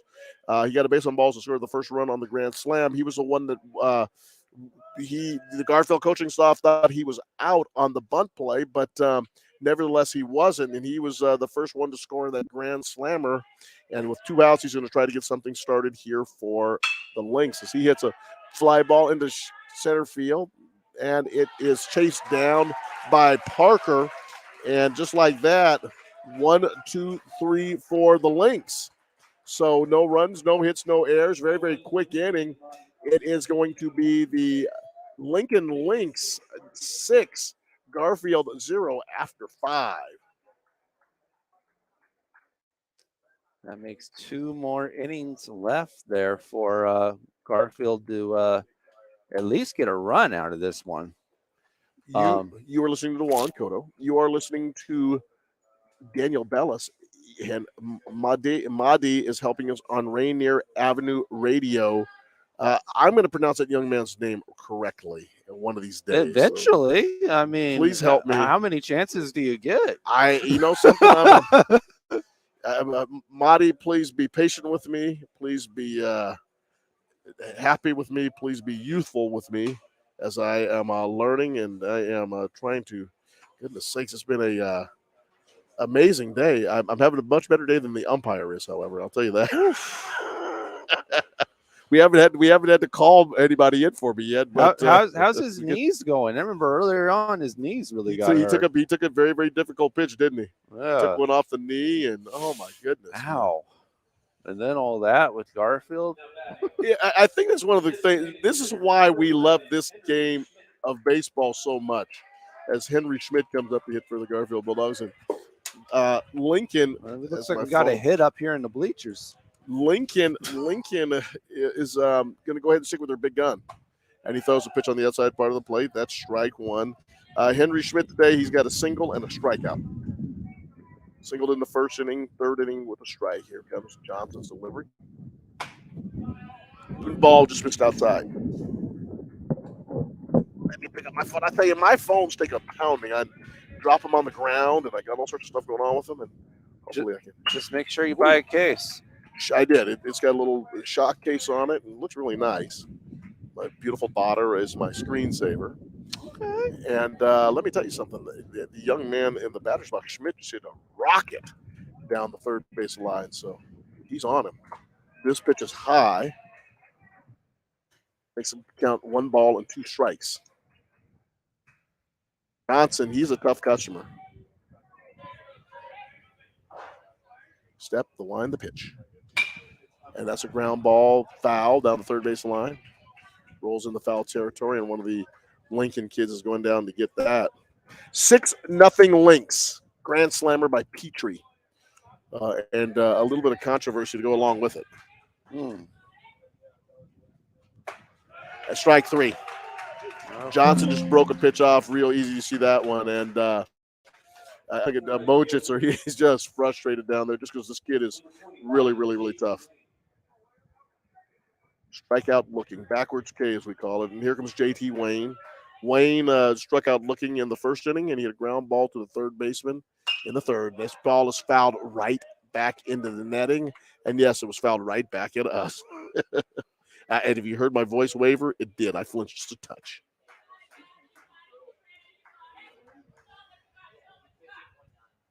Here was a pitch. Strike 2. It looked like it was a little low and outside, but caught enough of the plate. And JT Wayne backs out of there, shakes his head, and gets his confidence back, and then gets back into the box. Here comes a pitch. Foul ball right at the plate. Bounces over to the third base side.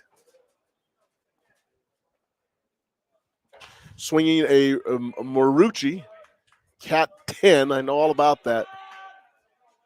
Clemente loves his bat, so let me tell you, Dad, this is what I'm getting. Fun conversation between father and son, but it's can be expensive with this. JT swings through that pitch, and we got another strikeout for Johnson. It's going to bring up Oliver Hogan. 9 strikeouts for Johnson. Hogan struck out in the first inning, and then he also hit a single in the fourth. That ball was convincingly struck.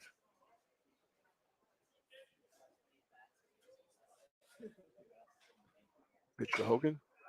Foul ball on the first pitch. Strike 1. And like I said, I talked to parents about this young man, Bjorn Johnson, and everybody said that he is a really good pitcher. The translation in the Swedish language for Bjorn is a bear, and he certainly is a bear up there, isn't he? Pitch right down the plate. Strike 2. He has been a bear to the Bulldogs, Bjorn Johnson.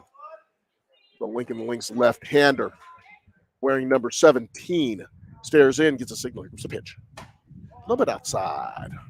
1 ball and 2 strikes to the batter, Oliver Hogan, the shortstop, who is 1 for 2 today. Johnson gets the signal. Step, compact delivery throw, ground ball to the shortstop, and the shortstop misses it. Ball went right off the hands of number 12, Sales. Just went off of his glove. And that's the sometimes the ball can speed up off the bounce of these field turf fields, and that ball kind of, it's not that it takes a funny hop, it just changes speed quickly with the overspin, and that's exactly happened on that one. He just looked up to throw it and it bounced right off his glove. Pitch right down the middle to the hitter, and this is Bennett. Ben Bennett is 0 for 2 today, and he has struck out twice. Next pitch comes in a little bit low. Ball one. 1 ball and 1 strike to the hitter, Ben Bennett. One of the captains and one of the leaders on this Garfield team. Waving that bat. Here comes a pitch. Strike 2, fouled it off. 1 ball and 2 strikes to count to the hitter, Bennett. 6-0 the Lynx, and we are in the top of the 6th with 2 outs, 2 strikeouts, and he's looking to strike out the side. Here comes the checking the runner at first, and the pitch. Ground ball over to the second baseman. Steps in there and throws it over to Armstrong. That's Coma. Coma took the easy ground ball, flipped it over to Johnson, and Bennett is extinguished 4-3. So no runs, no hits, 1 error, but was not costly for Lincoln. It is Lincoln 6, Garfield 0 after 6. You are listening to Playoff Baseball. You are listening to Juan Cotto and Daniel Bellis touching bases with you from Sam Boyd Park out here in beautiful White Center, just south of West Seattle, just north of Burien, just west of the SeaTac flight lanes as we see planes going in. The afternoon rush is coming into Seattle. I'm going to go sell the raffle tickets tonight at the Mariners game, Daniel. Are you now? I am. I go and help out the Mariners Care. They have a 50-50 raffle, and they put us up there. You get to watch the game, and I'm going to go sell some tickets. How about that? Okay. And then, hey, if you buy a ticket tonight, come buy it from me. I'm not sure where I will be. They gave me a great location last time, right behind home plate. But here's the cool thing about it. They give you a little free dinner, too. So I'm going to go. Oh, you get a free dinner. Well, in the press tent. And I had a nice chat with Rick Riz last couple of weeks ago when I was there. That's pretty cool. And the proceeds go to Mariners Care. So it's good. They have some fun, and people have a good time with it. Let me see if they sent them stuff. Should be fun. I'm focused on delivering you a fantastic broadcast, but I'm also checking things. It's called multitasking. It is. Pitch comes in for a strike. Let me get to the ball game for a second. I'll make sure that we get this pitcher right for the Bulldogs. Pitch comes in. This is popped out of play. And you're probably thinking, geez, Juan, we heard this is Coma. Old Lucas Coma, the second baseman. He has a walk and a base on balls today. And he had a single. He scored the second run off the grand slammer. There's a pitch. A little bit outside to him. See if I can get a count for you. 1 ball, 2 strikes on Lucas Coma. He's facing a new pitcher for Garfield. I'll get that guy's name for you here. Who that is. Pitch is a little bit outside. Is that Max Gelpy? That's Max Gelpy on the hill now for the Bulldogs. Max is a senior. And Coma hits a bounding ball to the shortstop, picks and throws, and it goes over the top of everything. That was number 12 over there. They put him into the game. That was Marty Tice. Marty Tice is now the shortstop. Hogan moved over to third. Marty Tice with an error on that throw. I'm going to go. I would say they're going to give him a base hit on that. Pitch comes in for strike 1. Coma's on first base. We're going to give him a single because that was a tough play to make. And Tice was just, he got there, just couldn't make the throw. Bunt is trying to be laid down by Nicholas. Nicholas he sacrificed in the second inning, scored a run on. He sacrificed. He's the one that laid the bunt down that started the controversy on the defensive side. The pitcher at the time, Schmidt, threw over to third base. They thought they got the lead runner, but umpire called him safe, and that led to a major conversation. Then they faced Eric Petrie, and Petrie ended everything with a grand slam homer. Wow. So that put us at 6-0, and that's where we have sat now for a couple of innings. Nicholas, right-handed batter, takes strike 3 looking. And that's going to bring us back to the top of the order, and here comes Petrie. Petrie, well, he's got a base on balls. He's got a fly out to right field as a change of runners. 32 comes in. We'll get his number and name for you, or we'll get his name for you. Petrie, he had a fly ball to center field in the second. Then in the fourth inning, he broke the game right open with a homer.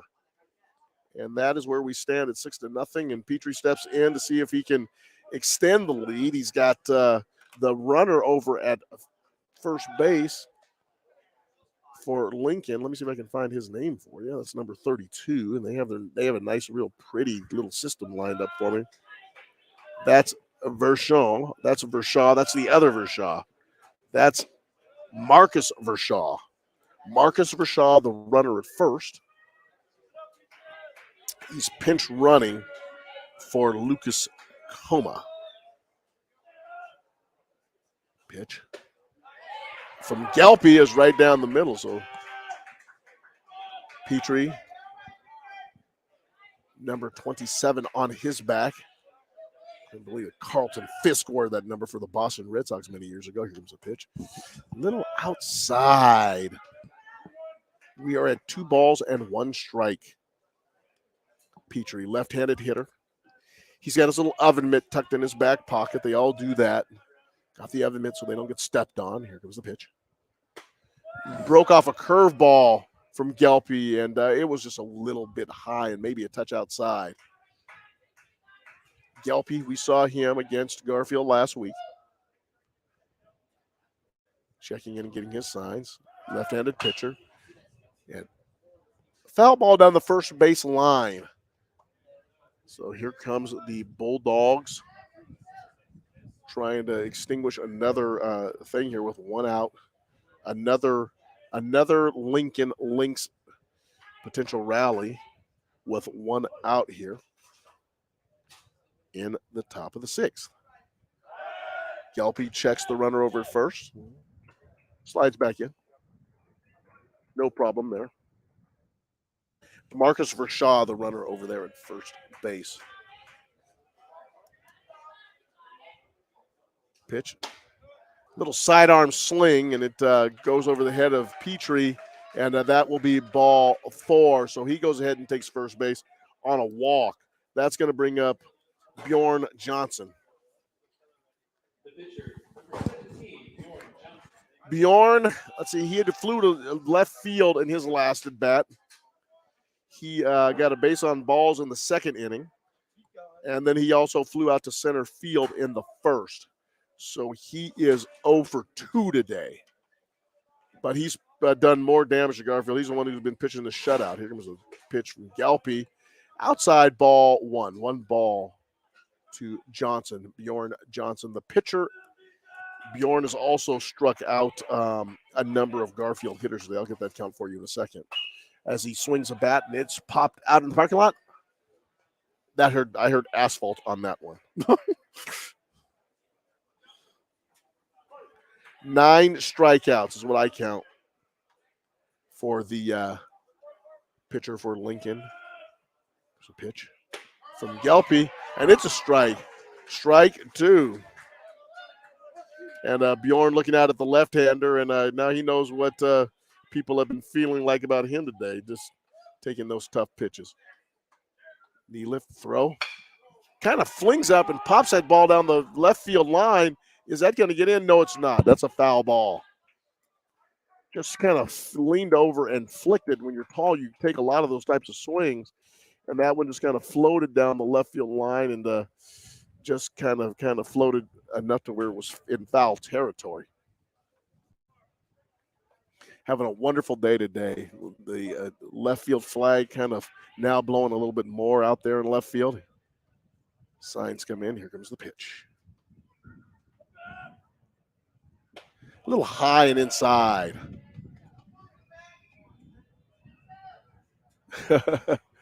Umpire checking everything.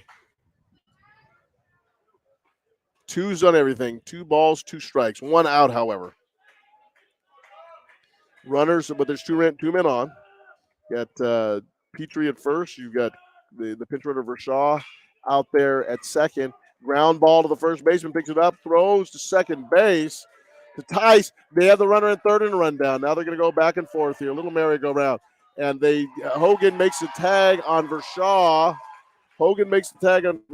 So the runner, it was Lucas Coma, it was Vershaw. It was Petrie, actually.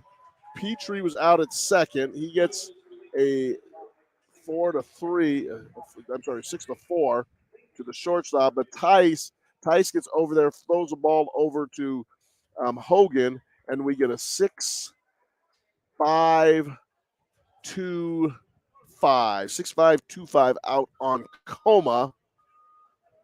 And that gives us the 3rd out of the inning. So there were no runs. There was 1 hit. There was no Garfield errors. So after there was no Garfield errors. So after 6, it is the Lincoln Lynx 6, the Garfield Bulldogs 0. As you can see there on your screen, the Ballard Beaver players are sitting right in front of us. They're actually playing here next at Steve Cox Memorial Field. And then if you look on the other end of the stadium, you can't really see it with this camera, but the West Seattle players are sitting over there waiting. So it is Ballard versus West Seattle next right here on at Steve Cox. We will not be broadcasting that, unfortunately, right here on Rainier Ave, but they are awaiting this result so that they can go ahead and play their quarterfinal game. And that's being scheduled at 4 p.m. as they just chill right in front of us right here, Ballard and West Seattle. And the nightcap, if you will, at 7 p.m., Eastside Catholic O'Day. Huge rivalry right there. That's going down at 7 p.m. The winners of both Ballard, West Seattle, and Eastside Catholic O'Day will play in the semifinals at 7 p.m. on Monday. And the winner of this contest will take on Bishop Blanchette at 4 p.m. on Monday. The championship is next Saturday at 7 p.m. That may or may not be broadcasted live on Rainier Ave. We don't have that decision for you yet. We hope it is. As the first pitch from the left-hander goes outside, ball 1. And we understand for a lot of high school kids and for a lot of families, it's tough to sign up for all these different memberships. So one of the things that we have been impressing upon the WIAA and Rainier Avenue Radio is that we want to promote sports and telling the stories of kids in our districts, telling the kids the stories of kids in our community and our neighborhoods. It's important for us to show these games and do these games where people can listen to them. So we know that goes into the face of what a lot of the broadcasts are doing these days. We thank goodness we have the WIAA working with us and we get a chance to do them. So here comes Noah Lippman, and that's all I'm going to say about that as Noah Lippman comes to the plate. Lippman, Garfield's second baseman, and he has gone 1 for, I think he got a walk. I mean, he may have walked in the second inning, but he flew out to left field. And right now he is battling this Bjorn Johnson the best he can. Although Mr. Johnson has had a heck of a day. Here comes a pitch. And it's low, so he draws a walk. And so the Garfield faithful, they believe, and they're just excited to see if they can maybe scratch a run and maybe add a couple of more. It's their last chance. DJ Parker coming up here in the top of the 7th. DJ Parker had a fielder's choice. Got that one in the second inning. He also struck out in the fourth. So he is 0 for 2 today, and he is up there trying to see what he can do against Mr. Bjorn Johnson. Fouls a pitch off. And he gets a ground ball to the shortstop. Picks it up, throws one. And let's see if DJ can get down there. He may have. He calls him safe. So could not turn the double play. And that's what you would expect on a kid who runs like that. Prince Davis coming up now. And like I said, that Garfield outfield can really run. And here comes the coach of Lincoln to come in. He's going to talk to Johnson. And is he going to take the ball from him? Is he going to take the ball from him? Looks like he's taking the ball from him with one out here in the seventh. No, he's going to let him do it. He's going to let him go for the complete game. Something we don't see in baseball very much anymore especially at the major league level. Seems like those guys only go 5 or 6 innings, and then they go to the bullpens. And obviously that is going to extend some careers. I remember back in the day, Dwight Gooden, before the age of 30, threw like 54, 55, maybe even closer to 60 complete games. Nobody has come close to those numbers in recent memory. They're even pulling pitchers who have no hitters in the big leagues. But in high school baseball, 7 innings, we'll see if Bjorn Johnson, who really hasn't been scathed today, can get this done as his first pitch is outside for ball 1 against Mr. Prince Davis. Hit a ball to the shortstop in the second inning, was out 6-3. And he was the one that had the catcher's interference when he was stealing the base. He got a single, and then as he was stealing second, it was Eli Hurst who leaned over, creating the catcher's interference, a little delay in the game today. The knee lift, the drive, the throw. Outside, just a touch. 2 balls is the count. Pink armband on Prince's arm as he swings a very, very pretty swing. Cut right through that fastball. He plays for Baden. The kids all have all these batting helmets. It's almost like an all-star game of teams that play for different teams in the area. Strike 3. Davis goes down with some healthy cuts, and now Garfield's down to their last out. Here comes Eli Hurst. And now they're going to have to replace the pitcher, so they're bringing in somebody to face one batter. Wow. So we'll take a delay here, and they're going to take the ball out of his hands. They're going to bring in a pitcher, and the crowd gives him a rousing applause. There goes Bjorn Johnson.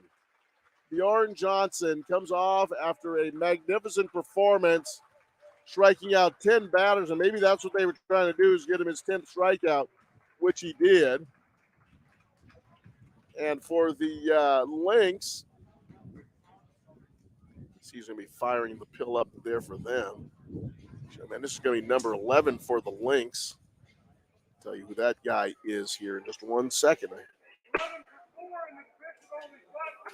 Giles Winter. Giles Winter is coming in to pitch for the final out of the game, which this should be.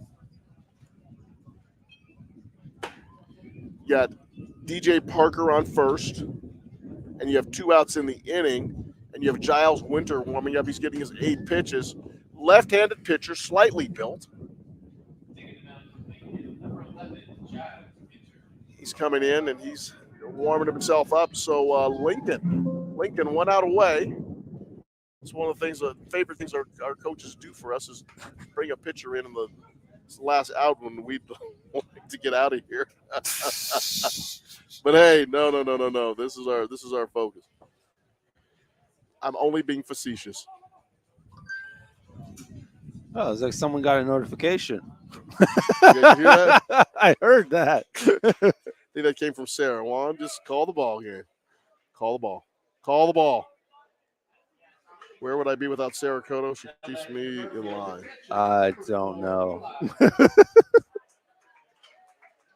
Here comes Eli Hurst, and obviously we're familiar with Mr. Hurst last inning. The strikeout, the controversy, the delay in the game, and now we're coming back after. Here comes Eli. pitch is from Giles, bounces up there for ball one. One ball from Giles. Giles facing Hurst. 2 outs. Pitches inside, and that man over there, DJ Parker, steals second base. I'm going to give him a stolen base. Why not? Slid in, got some speed working. Gets over there.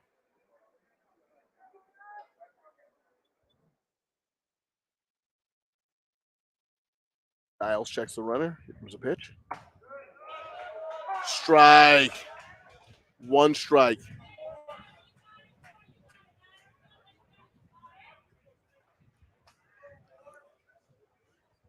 Having so much fun up here. Ground ball to the third baseman. This should be the ball game. Tosses across the diamond. And that was Ensley Kasakusi. And that is the ball game. 6-3, fired over to Armstrong. And that will be it. So, for the Garfield Bulldogs, there was no runs. There was, let me see here. Was there a hit? There was a base on balls, no runs. There were no hits, no errors from Lincoln. So with that, it's Lincoln 6, Garfield 0, and Lincoln moves on, and Garfield's still in it. Got another game to play, but makes their road a little bit tougher. Sure does. So for Lincoln Lynx, they're taking on Bishop Blanchette on Monday in a semifinal game for the Metro League, 4 p.m. Garfield will play Lakeside on Tuesday at 4 p.m. as well. That, of course, is a loser out game. So Bishop Blanchette, Lincoln, that's half of the Final Four. The final games will be played later today, not on Rainier Ave, but as you can see there on the screen, Ballard, West Seattle, that's being played at 4 p.m. here in an hour.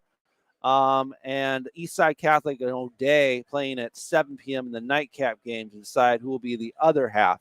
Daniel, what do you think? What do you think about the 2 games coming up? You think we have this is you said Blanchette and Ballard? No. Ballard and West Seattle. Ballard and West Seattle. What do we have there? That's a slam dunk for West Seattle. I don't see Ballard even being able to hang with the Wildcats for sure. And then in the nightcap, the Irish and the Crusaders. Now that one could go either way. They actually split their meetings during the season, so that one could go either way, actually. So that will be that'll be a very interesting contest.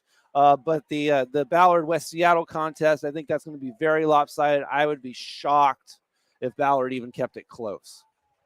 Well, hey, if you want to hear great information on high school sports, tune in with us on Tuesday afternoons at 3 o'clock, WIAA primetime.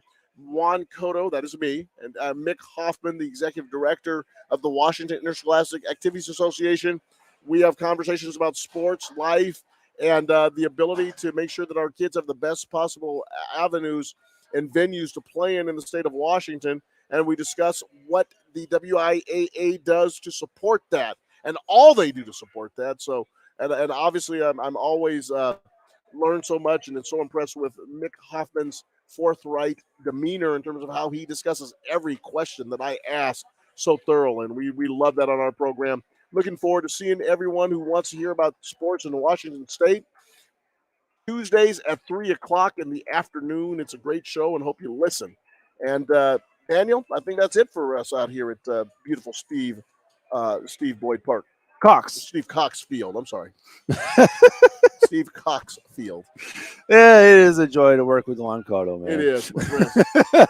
Make it all up as we go along. Steve Cox Field. Yeah, literally. But this score was true.